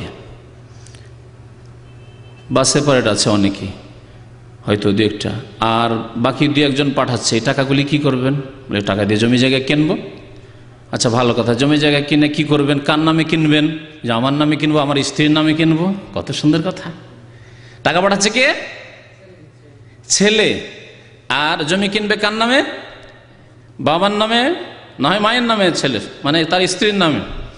আচ্ছা আমি বললাম আপনার নামে জমি হলো, আপনার স্ত্রীর নামে জমি জায়গা হলো, তারপরে পাবে কে? সব ছেলেই পাবে। মাশাআল্লাহ, খুব ভালোই সিদ্ধান্ত, এত সুন্দর ইনসাফ আপনি করেন। একটি ছেলে দুটি ছেলে উপার্জন করলো, মেহনত করলো, তার স্ত্রী ছেড়ে, ছেলে মেয়ে ছেড়ে বিদেশে পড়ে থাকলো বছরকে বছর, 2 বছর 3 বছর 5 বছর, আর আয় ইনকাম করে বাবার নামে পাঠালো যে বাবা আমার জন্য ভালোই চিন্তা ভাবনা করবে, ভালো জমি জায়গা কিছু প্রপার্টি করবে, আর দেশে গিয়ে ফিরে কিছু করব। আর বাবা বাবার কাছে যেই ফিরে আসছে ছেলে 2, 4, 5 বছর 10 বছর পরে, বরং এখানে এক ভাই এক কোম্পানিতে, জামেল কোম্পানি থাকে, বলছে যে শেখ আমার 20 বছর হয়ে গেল, টাকা পয়সা আজ পর্যন্ত বাবার নামে পাঠাই, আমার 1 পয়সাও নেই। এখন এখানে কাজকর্মের অবস্থা খারাপ, এখন আমাকে হঠাৎ করে দেশে যেতে হবে, যাচ্ছি দেশে, আমার কাছে 1 পয়সা নেই। 20 বছর হয়ে গেল এখানে 1 পয়সা নেই। পয়সা কার কাছে? পয়সা আব্বার কাছে পাঠিয়েছি, খরচ করেছে, ইচ্ছা মতো খরচ করেছে, আর যা কিছু জমি জায়গা করেছে তার নামে। আমি যে গিয়ে বসবো, একটা ব্যবসা বাণিজ্য বা কিছু করতে হবে, একটা গাড়ি বা কিছুই নেই আমার কাছে, কিছুই নেই আমার কাছে। বাবা মাকে জিজ্ঞাসা করেন, জবাব দিবে এই যে আমাদের নামে জমি জায়গা হবে, তোমার সব ভাইরা পাবে, সব ভাইরা পাবে। আপনি দেখেন ওখানে বাশির নিজের ধন সম্পদ একটি ছেলেকে দিয়েছিল, বাকিগুলিকে দেয়নি। সেই জন্য নবী সাল্লাল্লাহু আলাইহি ওয়াসাল্লাম কি বলেন? ইত্তাকুল্লাহ ওয়া আদলু বাইনা, আল্লাহকে ভয় করো আর জুলুম করবে না, খবরদার। আর এখানে এক ছেলের উপার্জিত ধন সম্পদ পাঠাচ্ছে, সে দেশ থেকে হোক আর বিদেশ থেকে হোক, আর তার টাকা পয়সা নিয়ে নিজের নামে করলেন, অন্যের ধন সম্পদ নিজের নামে করলেন, আর সমস্ত ছেলেদেরকে ভাগ বন্টন করে দিলেন। এটি ইসলাম? এই জুলুম কি ধরা পড়ছে না? এই অত্যাচার সম্পর্কে কি আমরা বুঝতে পারছি না যে কত বড় জুলুম, অত্যাচার? তারপরে অনেক সময় এরকম হয় যে ছেলে বিদেশ থেকে অথবা দেশে ভালো চাকরি করে, টাকা পয়সা দিতে দিতে হঠাৎ করে মারা গেল, হঠাৎ করে মারা গেল, 30, 40, 50 বছর বয়সে মারা গেল, বাবা 60, 70 বছরে বেঁচে আছে। এই 30, 40 বছরের ছেলে যে মারা গেল, তার স্ত্রী বিধবা হইল, ছেলে মেয়েগুলি 2-4টি ছেলে মেয়ে আছে, তারা এতিম হলো। এখন শরীয়তের মাসলাতে কি? ওই যে ইয়াতিমগুলোর দাদা বেঁচে আছে, দাদার ধন সম্পদে এই নাতিরা কেউ ভাগ পাবে না, কারণ অন্য ছেলেরা আছে। সেই জন্য আমাদের দেশে বলে মুজলুম মিরাস, ইংরেজদের কাছ থেকে এই কুফুরি কথা শিখেছে কানুন গইরা এবং জনসাধারণ চাষিরা। মজলুম মিরাস, এখন মিরাস থেকে মজলুম হয়ে বঞ্চিত হয়ে গেল। টাকা পয়সা যা পাঠালো, যদি নিজের নামে ধন সম্পদ থাকতো, জমি জায়গা থাকতো, ইনসাফের সাথে আমার অমুক ছেলে টাকা পয়সা পাঠিয়েছে তার নামে জমি জায়গা হবে, তাহলে আপনার আল্লাহ না করে আপনার সাথে যদি এরকম হতো যে আপনার ইন্তেকাল হয়ে গেল, আপনার ছেলে মেয়েগুলি দেশে এতিম হইল, আপনার স্ত্রী বিধবা হইল, কোনো অসুবিধা নেই, কারণ আপনার ধন সম্পদ জমি জায়গা আছে। কিন্তু টাকা পয়সা নিয়েছে তো বাবা, আর সব হয়ে গেছে ওর নামে, আর আপনি মারা গেলেন, আপনার ছেলে মেয়েগুলি কিছুই পাচ্ছে না দাদার কাছ থেকে, কিছুই পাচ্ছে না দাদার কাছ থেকে, আপনার স্ত্রী কিছুই পাচ্ছে না শ্বশুরের কাছ থেকে, কি পাবেন? তার ছেলে আছে, তার মেয়ে আছে, আপনার ছেলে মেয়ে আর কি পাবে? এইভাবে কত যে জুলম অত্যাচার হয় আল্লাহ পাক ভালো জানে। ইত্তাকুল্লাহ ওয়া আদিলু বাইনা আওলাদিকুম। তাহলে শুনে রাখুন, তাহলে বাবা মা পাবে কি? বাবা মা পাবে কি? এতটুকু শোনার পরে ভাবছেন যে হয়তো বাবা মা তাহলে কিছু পাবে না, যা টাকা পয়সা আমি করছি সব আমি করব, এক পয়সা দেব না, না, অবশ্যই নয়। তাহলে বাবা মা পাবে কি? তাদের প্রাপ্য কি? যদিও গত দুই আলোচনায় মাতা পিতার হকের ক্ষেত্রে চলে এসেছে, আবার বলছি ওই কথা, বাবা মারা যাতে শুনে নেয় যে শরীয়তে তাদের ছেলে মেয়েদের কাছে বা ছেলেদের কাছে প্রাপ্য কি। মেয়েকে তো আল্লাহ পাক উপার্জনের দায়িত্বই দেয়নি, সেই জন্য মেয়ে বিবাহ দিয়ে দিবে, মেয়ের কাছে পাওয়ার কিছু নেই, শুধু সদাচরণ পাবে, খেদমত পাবে। আর্থিক দিক থেকে যা পাওয়ার আছে তা ছেলের কাছ থেকে। কি পাবে? বাবা মা যদি বৃদ্ধ হয়ে যায়, অথবা বৃদ্ধ হয়নি কিন্তু কাজকর্ম করতে পারছে না, বা কাজকর্ম নয়, তাদের আর্থিক অভাব রয়েছে, আর্থিক অভাব রয়েছে, তাহলে তাদের খাওয়া দাওয়ার সুব্যবস্থা পাবে। এবং যা ছেলে খাবে, ছেলের ছেলেরা, আপনি যা উপার্জন করছেন, এখানে হোক আর দেশে হোক, আপনি উপার্জন করছেন, আপনি ঢাকা শহরে থাকেন, বলে আপনি চাকরি করেন আর ঢাকার শহরে থাকেন, আপনি যেই মানের খাবার খান তার চাইতে যথাসাধ্য আপনি আপনার বাবা মাকে ভালো খাওয়াবেন, এটা পাবেন। আপনি ঢাকা শহরে থাকেন, আপনার আব্বা আম্মা গ্রামে থাকে, গ্রামে মাসেও একবার হয়তো মাছ গোস্ত পায় না, আর আপনি প্রতিদিন প্রায় মাছ গোস্ত খান, না, আল্লাহ পাকের কাছে জবাবদিহি করতে হবে। মনে রাখবেন, মাপকাঠিটা ঠিক রাখবেন, ব্যালেন্স দাঁড়িপাল্লা ঠিক রাখবেন। আপনি যা কিছু খাচ্ছেন, আপনার ছেলে মেয়ে যা কিছু খাচ্ছে তা তো পাবেই, তার বেশি ভালো দেওয়ার চেষ্টা করতে হবে। খাওয়া দাওয়ার ক্ষেত্রে, লেবাস পোশাকের ক্ষেত্রে আপনি যা পড়ছেন, আপনার ছেলে মেয়েদেরকে, স্ত্রীকে যা পড়াচ্ছেন তার চাইতে ভালো আপনার মা বাবাকে দেওয়ার চেষ্টা করবেন, আপনি দেবেন, তাদের হক। খাওয়া পড়া, আপনার ছেলে মেয়েদের যেমন চিকিৎসা করছেন, আপনার বাবা মায়ের তেমন তার চাইতে ভালো চিকিৎসার ব্যবস্থা করবেন আপনি, অসুস্থ হলে তারা। আপনার বাবা মার প্রয়োজনীয় জরুরি কিছু আর কাজ রয়েছে, মানুষ চলাফেরা করলে যেসব প্রয়োজন থাকে হয়তো কাউকে দেওয়া, এইসব ক্ষেত্রে সাহায্য সহযোগিতা করবেন মাতা পিতার সাথে।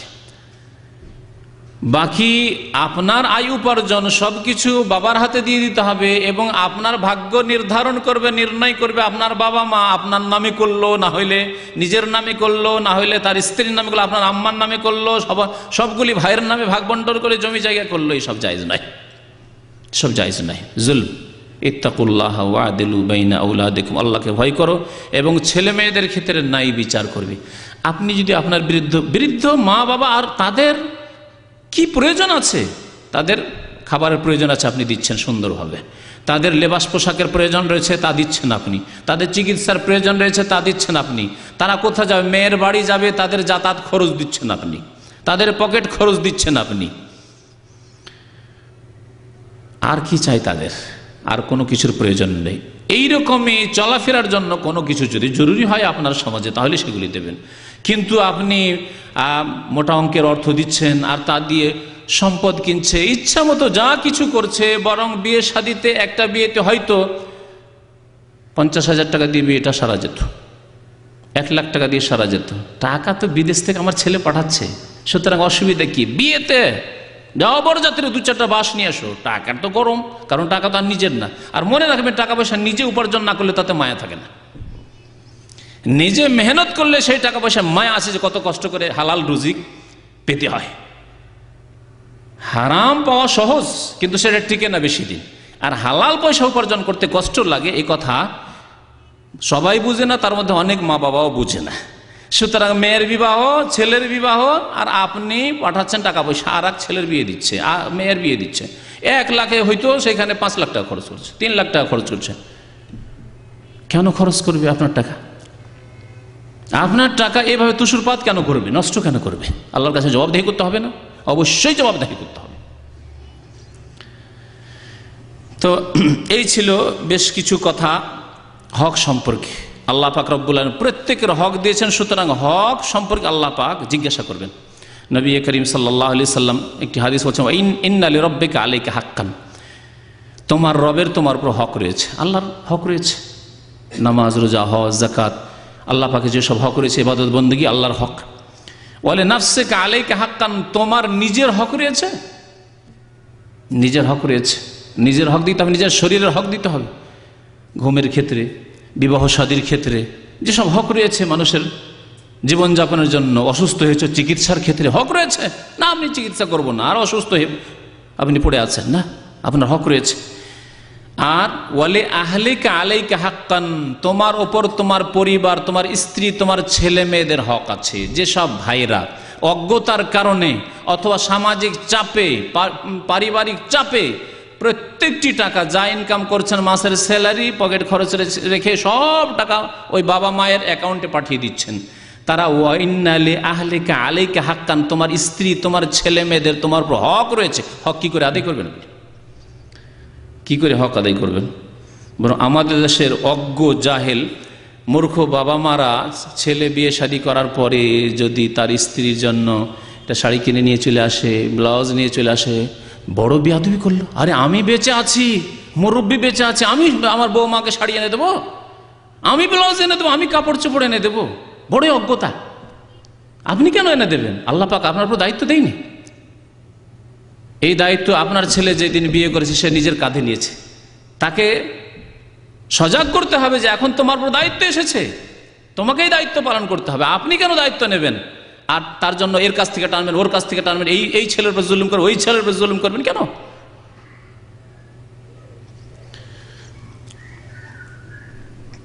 মাতা পিতাকে কেউ যদি হক না দেয়, আর একটি কথা শুনে রাখবেন, মাতা পিতার হক শুনলেন, খাওয়া দাওয়া, লেবাস পোশাক, চিকিৎসা, প্রয়োজনীয় যেসব খরচ রয়েছে, এসব যদি না দেয় ছেলেরা, তাহলে তাদের বিনা অনুমতিতে প্রয়োজন মোতাবিক নিতে পারবে, বিনা অনুমতিতে ছেলের বাড়ি থেকে প্রয়োজনে নিয়ে যেতে পারবে। বাবার বাড়ি খাবার নেই, বাবা মায়ের খাবার নেই, ছেলের কাছ থেকে অনুমতি নিতে হয় যে বাবা খাবারের ব্যবস্থা দাও, মাসের আমার খরচ দাও, না, বিনা অনুমতিতে নিতে পারবে। স্ত্রী পর্যন্ত, ছেলে মেয়ে পর্যন্ত বাবার কাছ থেকে যেখানে খরচ নিতে পারে, নাবালক ছেলে মেয়ে, আর স্ত্রী স্বামীর থেকে না জানিয়েও খরচ নিতে পারে। এরকম একটি ঘটনা রয়েছে নবী করিম সাল্লাল্লাহু আলাইহি ওয়াসাল্লামের জামানায়। আবু সুফিয়ান নাম কে জানেন? রাদিয়াল্লাহু তাআলা পরে মুসলমান হয়েছেন। মুআবিয়া রাদিয়াল্লাহু তাআলা আনহুর পিতা আবু সুফিয়ান, নবী করিম সাল্লাল্লাহু আলাইহি ওয়াসাল্লামের শ্বশুর, উম্মে হাবিবার রাদিয়াল্লাহু তাআলা আনহার আব্বা। মুআবিয়া রাদিয়াল্লাহু তাআলা অত্যন্ত কৃপণ ছিলেন, হাদিসে এসেছে, সুতরাং গীবত নয়, ঘটনা বর্ণিত হয়েছে নবী সাল্লাল্লাহু আলাইহি ওয়াসাল্লামের এই হাদিসে। অত্যন্ত কৃপণ ছিলেন। আয়েশা রাদিয়াল্লাহু তাআলা আনহা উম্মুল মুমিনিন বর্ণনা করেছেন যে হিন্দ বিনতে উতবাহ, মুআবিয়া রাদিয়াল্লাহু তাআলার মায়ের নাম ছিল হিন্দ, আমাদের দেশে হিন্দা বলে ওকে। ওই হিন্দ আবু সুফিয়ানের স্ত্রী রাদিয়াল্লাহু তাআলা আনহু মাজমাইন এসে বলল, ইয়া রাসূলুল্লাহ, ইন্না আবা সুফিয়ান রাজুলুন শাহীহুন, আবু সুফিয়ান অত্যন্ত বখিল, অত্যন্ত কৃপণ। শুধু বখিল না, একেবারে বখিল মানে যাকে বলে, যা ফরজ জরুরি তাও করবে না। কৃপণ দুই রকম আছে, এক কৃপণ যে অন্য কাউকে দাওয়াত খাওয়ায় না, তাই না, কিন্তু নিজে ভালোই খায় মোটামুটি, কৃপণ। আর অত্যন্ত কৃপণ হচ্ছে যে কাউকে দাওয়াতও খাওয়ায় না, নিজেও ভালো খায় না, নিজেও জানকে কষ্ট দেয়, হচ্ছে অত্যন্ত কৃপণ। এই শাহী, শুধু বখিল না, বখিলের চাইতে বেশি হচ্ছে কৃপণ, শাহী। ওয়ালাইসা ইউতিনি, আর ফরজ ওয়াজিবের ক্ষেত্রেও খরচ করে না। এমন বখিলের বখিল যেখানে ফরজ ওয়াজিব সেখানেও খরচ করে না, মাতা পিতার হকের ক্ষেত্রে খরচ করে না, ছেলে মেয়েদেরকে ঠিকভাবে খরচ করে না। হ্যাঁ, অথচ আল্লাহ দিয়েছেন, এমন নয় যে অভাব আছে। ওয়ালাইসা ইউতিনি মা ইয়াকফিনি ওয়া ওয়ালাদি, আমার স্বামী আবু সুফিয়ান এত বখিলের বখিল যে আমাকেও দেয় না যা আমার লাগে, কাপড় চোপড়, খাওয়া দাওয়া, আর আমার ছেলে মেয়ে যেগুলি আছে সেগুলিকে দেয় না।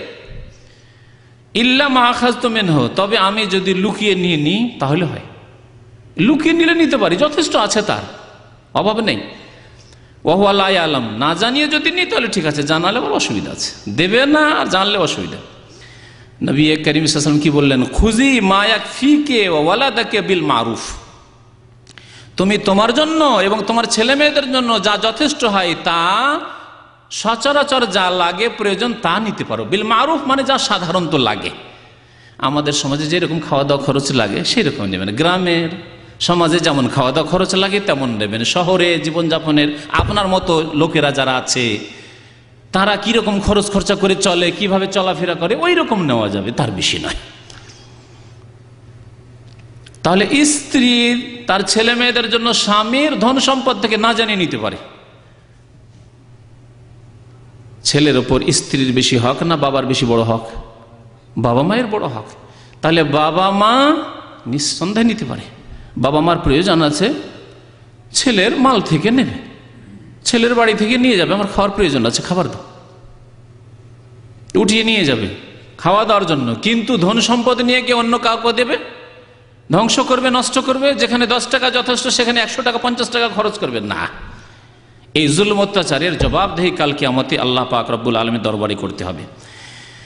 একটি হাদিস আমাদের দেশে কিছু লোকেরা আলেমরা পেশ করে, আনতা ওয়া মালুকা লিআবিকা, তুমি এবং তোমার ধন সম্পদ তোমার পিতার জন্য।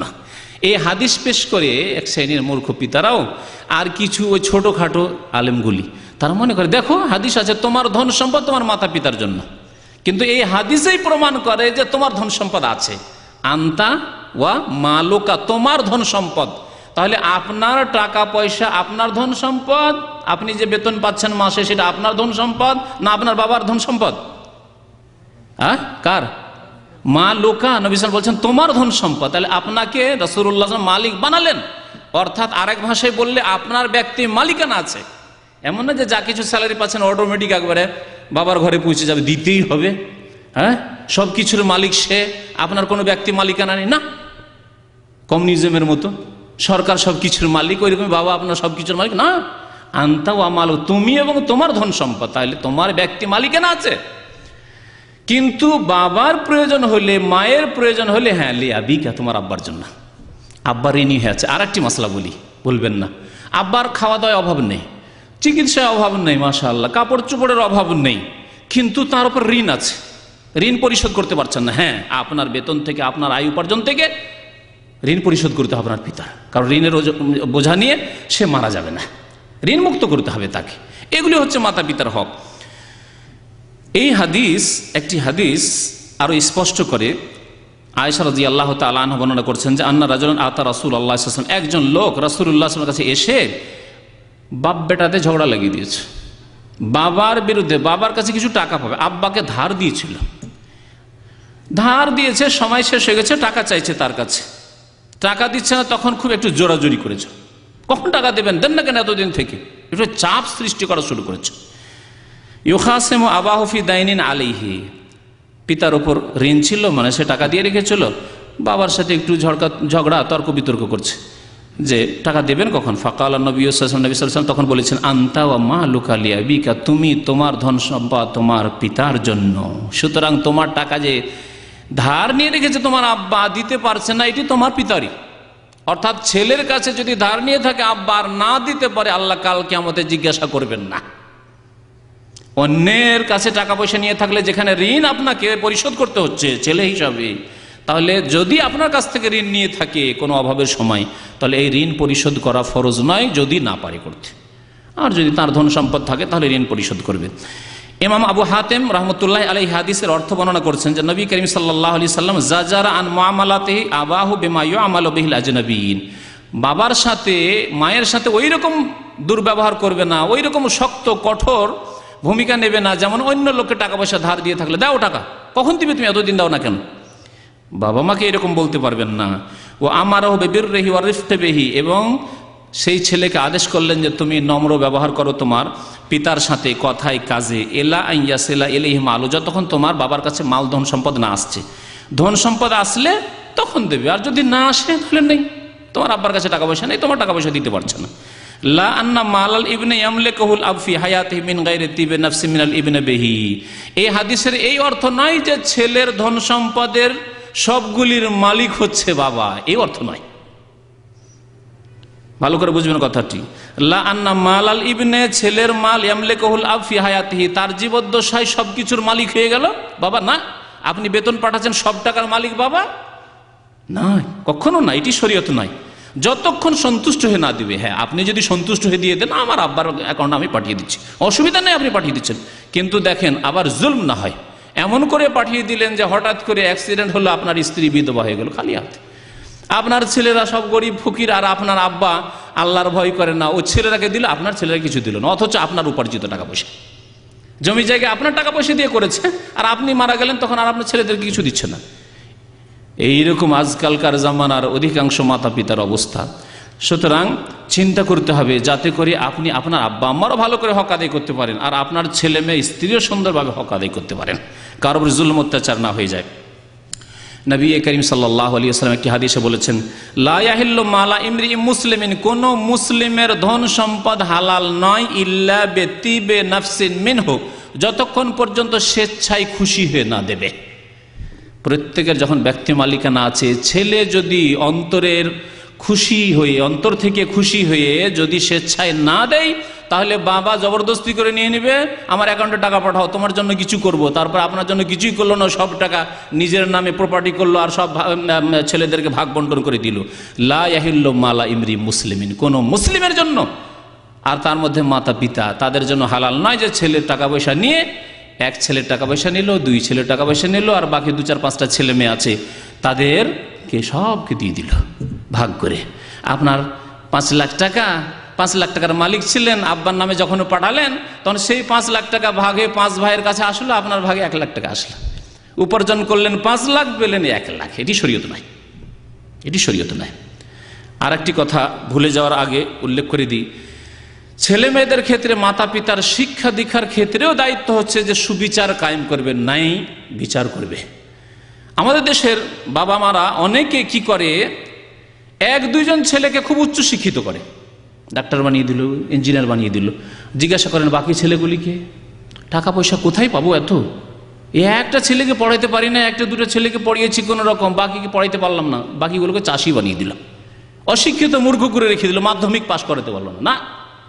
আপনাকে প্রত্যেক ছেলেকে পড়াশোনার জন্য লাগাইতে হবে, প্রত্যেকটি মেয়েকে আপনাকে তালিম তরবিয়ত দিতে হবে, তারপরে কেউ এগিয়ে যেতে পারলো আর কেউ পারলো না, নিজে থেকে স্টপ করে দিল, থেমে গেল, সেটা আলাদা কথা, কিন্তু আপনাকে প্রত্যেক ছেলেকে মানুষ করার জন্য সমানভাবে চেষ্টা করতে হবে। 2জনকে চাষি বানিয়ে রেখে দিলেন, আর 2জনকে উচ্চশিক্ষিত করলেন, উচ্চশিক্ষিতরা অনেক টাকা ইনকাম করছে, আর এই চাষিরা চাষি হয়ে অভাবী গরিব হয়ে থেকে গেল। এটিও একটি জুলম, যা থেকে মাতা পিতাদেরকে বাঁচতে হবে। আল্লাহ পাক যেন আমাদেরকে জুলম থেকে বাঁচার তৌফিক দান করেন, আমাদেরকে সুবিচার কায়েম করার তৌফিক দান করেন, ন্যায় ইনসাফ করার জন্য তৌফিক দান করেন। ছেলে মেয়েদের লালন পালন ক্ষেত্রে আরেকটি কথা মনে রাখবেন, যে ছেলে মেয়েদের ছোট থেকেই যদি সৎ বানাতে হয়, তাহলে ছোট থেকেই তাদেরকে ইসলামের শিক্ষা দিতে হবে, ইসলামিক জ্ঞান দিতে হবে, ইসলামিক বই পড়তে দিতে হবে, ইসলামিক বক্তব্য শোনাতে হবে, ইসলামিক আলোচনায় তাদেরকে হাজির করতে হবে, এবং তাদেরকে 7 বছর থেকে নামাজের শিক্ষা দিতে হবে। 10 বছর হলে চাপ সৃষ্টি করে নামাজ পড়াইতে হবে, 10 বছরের ছেলে মেয়ে হয়ে গেছে, চাপ সৃষ্টি করে মেরে নামাজ পড়াইতে হবে। আর তারপরে 14 বছর 15 বছর ফরজ হচ্ছে, তখন নামাজ পড়ে না আর সাথে রাখবেন, তা চলবে না, নামাজ পড়াইতে হবে। আপনি দুনিয়ার কাজ যদি না করতো, আপনার জমির কাজ না করতো, আর সে যদি সারাদিন ঘুমিয়ে থাকতো, আপনি খেতে দিতেন না তাকে। কিন্তু নামাজ পড়ে না, কিছুই বলেন না, ওই ছেলেদেরকে নিয়ে খাচ্ছেন, মেয়েরাকে নিয়ে খাচ্ছেন, পর্দা করছে না, তেমন কিছু চাপ সৃষ্টি করছে না, আচ্ছা বড় হলে শিখে নিবে, আচ্ছা বড় হলে শিখে নিবে, বড় হলে শিখে নিবে। আপনার দায়িত্ব কোথায়? কুল্লুকুম মাসউলুন আন রাইয়াতিহি, প্রত্যেকে তার দায়িত্ব সম্পর্কে কালকে আমাদের জিজ্ঞাসা করা হবে। আল্লাহ পাক রব্বুল আলামিন যেন আমাদেরকে প্রত্যেকের নিজ নিজ দায়িত্ব পালন করার তৌফিক দান করেন, আমাদেরকে মাতা পিতার হক যেন আদায় করার তৌফিক দান করেন, মাতা পিতাদেরকে যেন ছেলে মেয়েদের হক আদায় করার তৌফিক যেন দান করেন। আমিন। ওয়া সাল্লাল্লাহু আলা নবিয়িনা মুহাম্মদ ওয়া আলা আলিহি ওয়া সাহবিহি আজমাইন।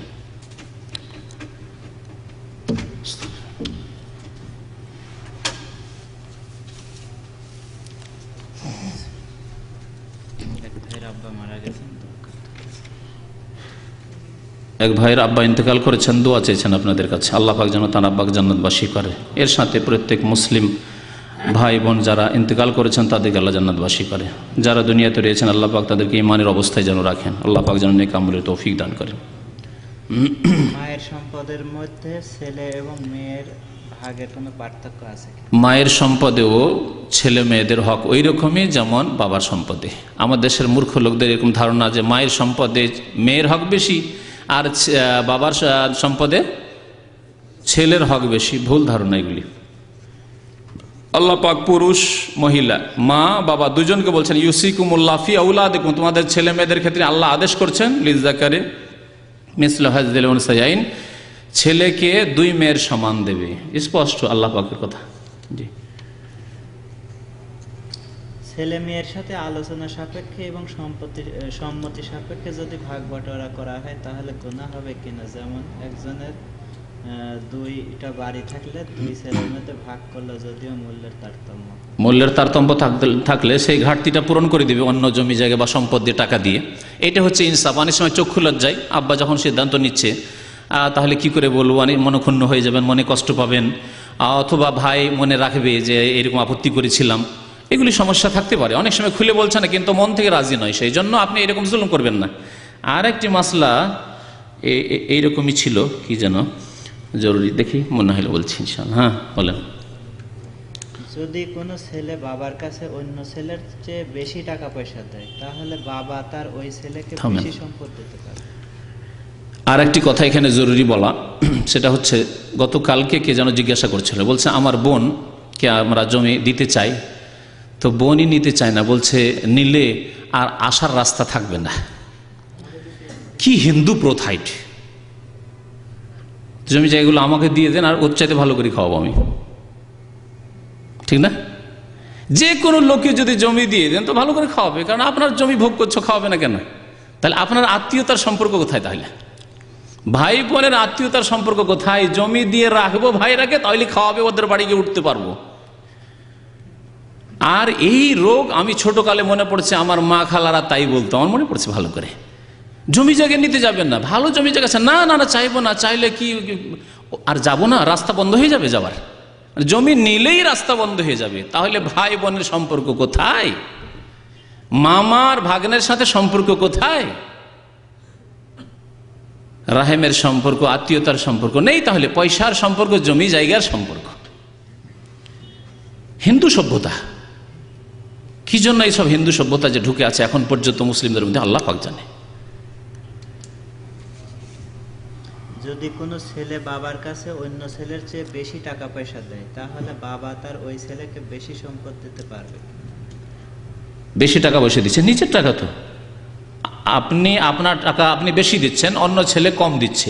আপনার টাকা নিজের ইচ্ছায় যেখানে সেখানে ব্যবহার করবেন, নিজের খাওয়া দাওয়া প্রয়োজন ছাড়া। বাকি টাকা আপনি বেশি দেন, সুতরাং আপনার নামে বেশি প্রপার্টি করা উচিত। এই ক্ষেত্রে আমানত ও খেয়ানত, আমানত এই ক্ষেত্রে আমানত জরুরি, খেয়ানত করা জায়েজ নাই। তবে যদি দেখা যায় যে একটি ছেলেকে বেশি লেখাপড়া করাতে পারেনি অভাবের সময়, সুতরাং ওই দিকে ঘাটতি রেখেছে, আর একটি ছেলেকে আল্লাহ দিয়েছিল পরে পয়সা হয়েছে তখন বেশি পড়াশোনা করাতে পেরেছে, যে ছেলেটিকে শিক্ষিত করেছে তার জন্য যথেষ্ট টাকা পয়সা খরচ করছে, তাই বেশি ইনকাম করে দিচ্ছে। এই ক্ষেত্রে ছেলেকে বলে নেবে যে বাবা তোমাকে পড়াশোনা অনেক টাকা পয়সা খরচ করেছি, আর এ তোমার বড় ভাই, তাকে আমরা চাষি বানিয়ে রেখে দিচ্ছি, অভাব ছিল পড়াইতে পারিনি, সুতরাং তোমার ধন সম্পদ থেকে তাকে আমি কিছু দিতে চাই, তোমাকে জানিয়ে ইল্লা বিতিবে নাফসিহি, তার মনকে খুশি করে তাকে বলে নেন, চুরি করে নয়, জবরদস্তি করে নয়, খেয়ানত করে নয়। এক ভাই বলছেন যে আমার সম্পদে কি ভাই বোনদের হক আছে? আপনার সম্পদে আপনার ছেলে মেয়ে যদি থাকে, আপনার ইন্তেকাল হয়ে যাচ্ছে, ওই সময় যদি আপনার ছেলে মেয়ে থাকে তো আপনার ছেলে মেয়ে পাবে, ভাই বোন পাবে না। আপনার ছেলে মেয়ে পাবে, আব্বা পাবে। কিন্তু যদি এরকম হয় যে আপনার ছেলে মেয়ে নেই আর আপনার ইন্তেকাল হয়ে গেল, আপনার ধন সম্পদ আছে, আব্বা আম্মা থাকলে তারা পাবে, আব্বা আম্মা থাকতে আপনার ভাইরা পাবে না, কিন্তু আব্বা আম্মাও নেই আর ছেলে মেয়েও নেই, তাহলে ভাই বোন অবশ্যই পাবে, ভাই বোন অবশ্যই পাবে। অথবা শুধু স্ত্রী আছে, বিয়ে করেছেন, ছেলে মেয়ে নেই, তাহলে আপনার স্ত্রী অল্প কিছু পাবে, অল্প কিছু, 4 ভাগের 1 ভাগ পাবে। ছেলে মেয়ে না থাকলে, ছেলে মেয়ে থাকলে 8 ভাগের 1 ভাগ পাবে। আর একটা মেয়ে আছে হয়তো অর্ধেক পেলে, যেমন শুনলেন শুরুতে, বক্তব্যের শুরুতে শুনেছেন। বাকি ধন সম্পদ আপনার ভাই বোনেরা পাবে। জি, এমনিতে বেঁচে থাকাকালীন আপনার সাথে সদ্ব্যবহার পাবে, সদাচরণ পাবে। সুতরাং ভাই বোন আছে, তাদের জন্য উপহার দেওয়া, তাদেরকে গিফট দেওয়া, কারণ উপহার দিলে ভালোবাসা, সম্প্রীতি বাড়ে, এইগুলি বাড়াইতে হবে, অবশ্যই বাড়াইতে হবে। এই নয় যে আপনি টাকা পয়সা ইনকাম করেছেন, কৃপণ থাকবেন, দেশে গেছেন তো আপনার ভাই দেশে থাকে, তার জন্য একটা জায়নামাজ নিয়ে যাবেন না, তার ছেলে মেয়েদের একটা ঘড়ি নিয়ে যাবেন না, তার মেয়ের একটা বিবাহ আছে তো একটা অলংকার নিয়ে যাবেন না, এগুলি না, অবশ্যই করবেন এগুলি যেগুলি করণীয় সেগুলি করবেন। এগুলি করলে তো মানুষ একবারে সর্বনাশ হয়ে যায় না, এগুলি করলে আল্লাহ বরকত দেবে। সর্বনাশ ওখানে যেখানে আপনি যা কিছু ইনকাম করলেন 2-4-10 বছর ধরে সব আপনার বাবা খেয়ে বসলো, এগুলি হচ্ছে সমস্যা। কোনো ব্যক্তির যদি সন্তান না থাকে তার পালিত সন্তানেরা কি অংশ পাবে? না, পালিত সন্তান নয়, আল্লাহ পাক সূরা আহজাবে উল্লেখ করে দিয়েছেন। সুতরাং পালিত সন্তান কোনো কিছু পাবে না, ইল্লা আপনার যদি ওয়ারিসিন যারা আছে তাদেরকে দিয়ে, মানে ওয়ারিসিন হয়তো মেয়ে শুধু, বা যদি আপনি কিছু ওসিয়ত করতে চান, ওসিয়ত 3 ভাগের 1 ভাগ করা যেতে পারে, ওসিয়ত করতে পারেন। আপনার ছোট থেকে মানুষ করেছেন ছেলেটিকে, কিছু দেবেন, তো 3 ভাগের 1 ভাগ ধন সম্পদ থেকে তার কম, 3 ভাগের 1 ভাগের কম আপনি দিতে পারেন, তার বেশি নয়। জমি জায়গায় ভাগ দেবেন, যে আমার মেয়ে আছে, মেয়েকে যা দিলাম তার সমান দিয়ে দিলাম, চাইছে না, বা মেয়েকে যা দিলাম তার দ্বিগুণ দিলাম, না, হারাম, এসব চাইছে না, কারণ পালিত সন্তান নাই। জি, পিতামাতা যদি নামাজি বা তারপরে পর্দা করতে হবে। পালিত সন্তান আপনার স্ত্রীকে পর্দা করতে হবে। ছোটতে লালন পালন করলেন, আপনার আম্মা কোলে পিঠে উঠিয়েছে, সাবালক হওয়ার পর ওটা কি আপনার স্ত্রী সন্তান? আপনার স্ত্রী আজনবী লোক, আপনার স্ত্রীকে পর্দা করতে হবে।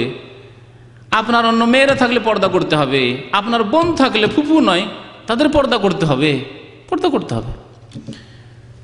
পিতামাতা যদি নামাজি বা ইমানদার না হয় তবে কি তাদের বদদোয়া কবুল হবে?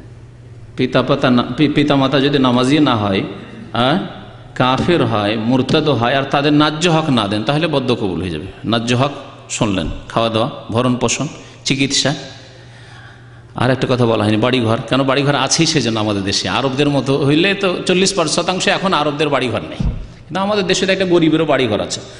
আপনার আব্বার বাড়িঘর নাই, তাহলে প্রথম বাড়িঘর দিতে হবে, এগুলি দিতে হবে। যদি আপনার আব্বা কাফের বা আপনার আব্বা বেনামাজি, সেজন্য তোমাকে বাড়ি দিয়ে কি হবে? না, বদ্ধ করলে বদ্ধ কবুল হয়ে যাবে, কারণ আপনার কাছে সে অধিকার রাখে বাড়ি পাওয়ার, ঘর পাওয়ার। আপনি যেই ঘরে থাকেন তার চেয়ে ভালো ঘর দেওয়ার চেষ্টা করেন, বা তার মতো ভালো ঘর দেওয়ার চেষ্টা করেন। আপনি যেমন কম্বল ব্যবহার করেন সেই রকম কম্বল দেবেন আপনি। অনেকেই আপনার খাট, আপনার পালং, আপনার কম্বল, আপনার বিছানা কত সুন্দর, আপনার বৃদ্ধ বাবাকে পুরনো কোন কালকার হয়তো একটা ল্যাব দিয়ে রেখেছেন, না, ভালো তাকে লেবাস, পোশাক, কাপড় চোপড় দেন, ঘর দেন, এগুলো দেন। জি, হক যদি না দেন তাহলে বদ্ধ কবুল হয়ে যাবে। আর যদি হক দেওয়ার পরেও আপনি আপনার পুরো বেতন দেন না, সেই জন্য বদ্ধ দিচ্ছে। অনেক লোক আছে যাদের বাবা মা বেতন পুরো পায় না, সেই জন্য বদ্ধ দিচ্ছে। আমি এক ভাইকে জানি, সেই সৌদি আরবে থাকতো, দেশে গিয়েছে, দেশে যাওয়ার পরে সমস্ত টাকা দিয়েছে, পকেটে মাত্র 5,000 টাকা রেখেছে। ছুটি থাকবো 3 মাস, 5,000 টাকা। কি 5,000 টাকা? দীর্ঘদিন আগের কথা বলছি। তার আব্বা গ্রামে গ্রামে বলে বেড়ায় যে আমাকে ফকিরের ভিক্ষা দিল আমার ছেলে, সৌদি আরব থেকে এসে আমাকে ফকিরের ভিক্ষা দিল, কিছুই দিল না, সব নিয়ে থেকে গেল। এই বদনাম করে বেড়ায়। এইরকম জালেম বাবা যদি সারা রাত দিন দোয়া করে, আল্লাহ পাক দোয়া কবুল করবে না ইনশাআল্লাহ তাআলা, কারণ সে জালেম জুলুম করছে। এতগুলি দিয়েও একটু বদনাম করে বেড়াচ্ছে গ্রামে গ্রামে, তারপরে আবার জুলম অত্যাচার। কেউ বিয়ে না করলে তার সম্পদের মালিক কে কে হবে? বিয়ে না করলে বাবা মা মারা গেল, বিয়ে করেনি, মারা গেছে, তাহলে বাবা মা বেঁচে, তাহলে বাবা মা হবে। আর বাবা মা যদি বেঁচে না থাকে তাহলে ভাই বোনরা হবে। কেউ যদি না থাকে বাইতুল মাল, একজন মানুষ মারা যাচ্ছে, তার আত্মীয় স্বজন কেউ নেই, তাহলে বাইতুল মাল, মুসলিমদের বাইতুল মালে জমা হয়ে যায়। একজন হাফেজ, একজন আলেম কতজন মানুষকে জান্নাতে নিতে পারে? একজন হাফেজ বা আলেম জান্নাতে নিয়ে যেতে পারে 10 জন বলে যে হাদিসটি আছে, আর আমাদের দেশের বক্তারা উল্লেখ করে। হাদিস আমার মুখস্থ আছে, কারণ ছোট কাল থেকে হাদিস মুখস্থ করেছিলাম। ওয়াশাফাহু ফি আশারাতিন মিন আহলি বাইতিহি কুল্লুহুম কাদ ওয়াজাবাত লাহুমুন নার। জাল হাদিস মুখস্থ আছে, কিন্তু হাদিস অত্যন্ত দুর্বল, সহিহ নয়। তবে হ্যাঁ, নেক লোকেরা যদি সৎ লোক হয় তাহলে সুপারিশ আছে। এই হাদিস ঠিক নয়। নবী সাল্লাল্লাহু আলাইহি ওয়াসাল্লাম প্রথম সুপারিশ করবেন, অন্য আম্বিয়া সুপারিশ করবেন, সাহাবায়ে কেরামরা সুপারিশ করবেন, আইম্মায়ে কেরাম, আল্লাহর নেক বান্দারা সুপারিশ করবেন। কে করবেন আল্লাহর নেক বান্দা বলা যাবে না, শুধু নবী সাল্লাল্লাহু আলাইহি ওয়াসাল্লাম, আম্বিয়া ছাড়া অন্য কারো কথা বলা যাবে না। কে নেক আল্লাহর কাছে আর কে সুপারিশ করবেন? তবে নেক লোকেরা সুপারিশ করবেন। সুপারিশ কার জন্য হবে? এমন নয় যে আপনি বেনামাজি আর আপনার ভাই মাশাআল্লাহ একটাকে হাফেজ বানিয়েছেন আর আপনাকে বেনামাজি কি জান্নাতে নিয়ে চলে যাবে, এমন নয়। আল্লাহ বলছেন বেনামাজির ক্ষেত্রে ফামা তানফাহুম শাফাআতুশ শাফিঈন, সুপারিশকারীর সুপারিশ বেনামাজির ক্ষেত্রে কাজে আসবে না। যারা বলেছিল লাম নাকু মিনাল মুসাল্লিন, আমরা নামাজ পড়তাম না তাই জাহান্নামে, তাহলে বোঝা গেল যে ফরজ অজেব আদায় করে কিছু ভুল ত্রুটি যদি থাকে সেই ক্ষেত্রে সুপারিশ হবে, আযাব হালকা হওয়ার ক্ষেত্রে, আযাবের সময় সংক্ষিপ্ত হওয়ার ক্ষেত্রে ইত্যাদি। হয়তো 10 বছর জাহান্নাম হুকুম হয়েছে, ওই 5 বছর হয়ে গেল সুপারিশ। কিন্তু বেনামাজের জন্য সুপারিশ, মুশরিকের জন্য সুপারিশ না, সুপারিশ নেই, কারো সুপারিশ নেই। কাউকে হযরত বা হুজুর বলে সম্বোধন করা যাবে কি? হযরত, হুজুর এগুলো জনাবের মতো যদি অর্থ বহন করে তাহলে ঠিক আছে এই অর্থে। যেমন মিশরের বলে হাজরাতাক, আর আমাদের দেশের হযরত বা হুজুর বলে মানে জনাবের অর্থে। বাংলা ইংলিশের শিক্ষকদেরকে মহাশয় বলছেন বা স্যার বলছেন, আর ওটাই যদি হযরত আর হুজুর বলে তাহলে ঠিক আছে। আর যদি অন্য কোনো অর্থ এর ছাড়া এর বেশি হয় তাহলে ঠিক হবে না মনে হয়। তবে এতটুকু হইলে আমার মনে হয় আপত্তি নেই। জি, প্রচলিত তাবলীগ জামাতের কর্মকাণ্ড সঠিক আছে কি? তাবলীগ জামাতের সম্পর্কে তাদের কিতাব খুলে কিছুদিন পরে শোনাবো ইনশাআল্লাহ তাআলা। আর কথা হচ্ছে কোরআন এবং হাদিসের তাবলীগ করেন। আল্লাহ পাক বলেছেন বাল্লিগ মা উনজিলা ইলাইক, কোরআন এবং হাদিসের তাবলীগ করেন। কোরআন হাদিসের সাথে যে কথাগুলির মিল আছে সব, তারা নামাজ শিখাচ্ছে ভালো কথা, মানুষ দাড়ি ছাড়ছে তাদের কথায়, দিনদার ধার্মিক হচ্ছে, এই দিকগুলি ভালো। কিন্তু শিরক বিদআতের যদি শিক্ষা থাকে তাহলে সেগুলি বর্জন করেন। যদি শিরক বিদআতের শিক্ষা থাকে কিতাবে তাহলে সেগুলি কিতাব বর্জন করতে হবে, কোরআন এবং হাদিসের শিক্ষা দেন। মানুষকে যদি কোরআনের কথা শোনান, হাদিসের কথা, তফসিরের কথা শোনেন, বুখারী মুসলিম মিশকাত শরীফ রিয়াজুস সালিহিন পড়ে শোনান, তো অসুবিধা কি? এগুলি বেশি ভালো, কারণ এগুলি আল্লাহ এবং রাসূলের কথা। আর মানুষের লেখা কথা, তাতে কিসসা কাহিনী, স্বপ্ন আর এইসব শিরকি বিদআতি কথাবার্তা, ওগুলো থেকে বেঁচে থাকেন। সাল্লাল্লাহু আলাইহি ওয়া মুহাম্মদ ওয়া আলা আলিহি ওয়া সাহবিহি আজমাইন। قال رسول الله صلى الله عليه وسلم لأن يهدي الله بك رجلا واحدا خير لك من حمر النعم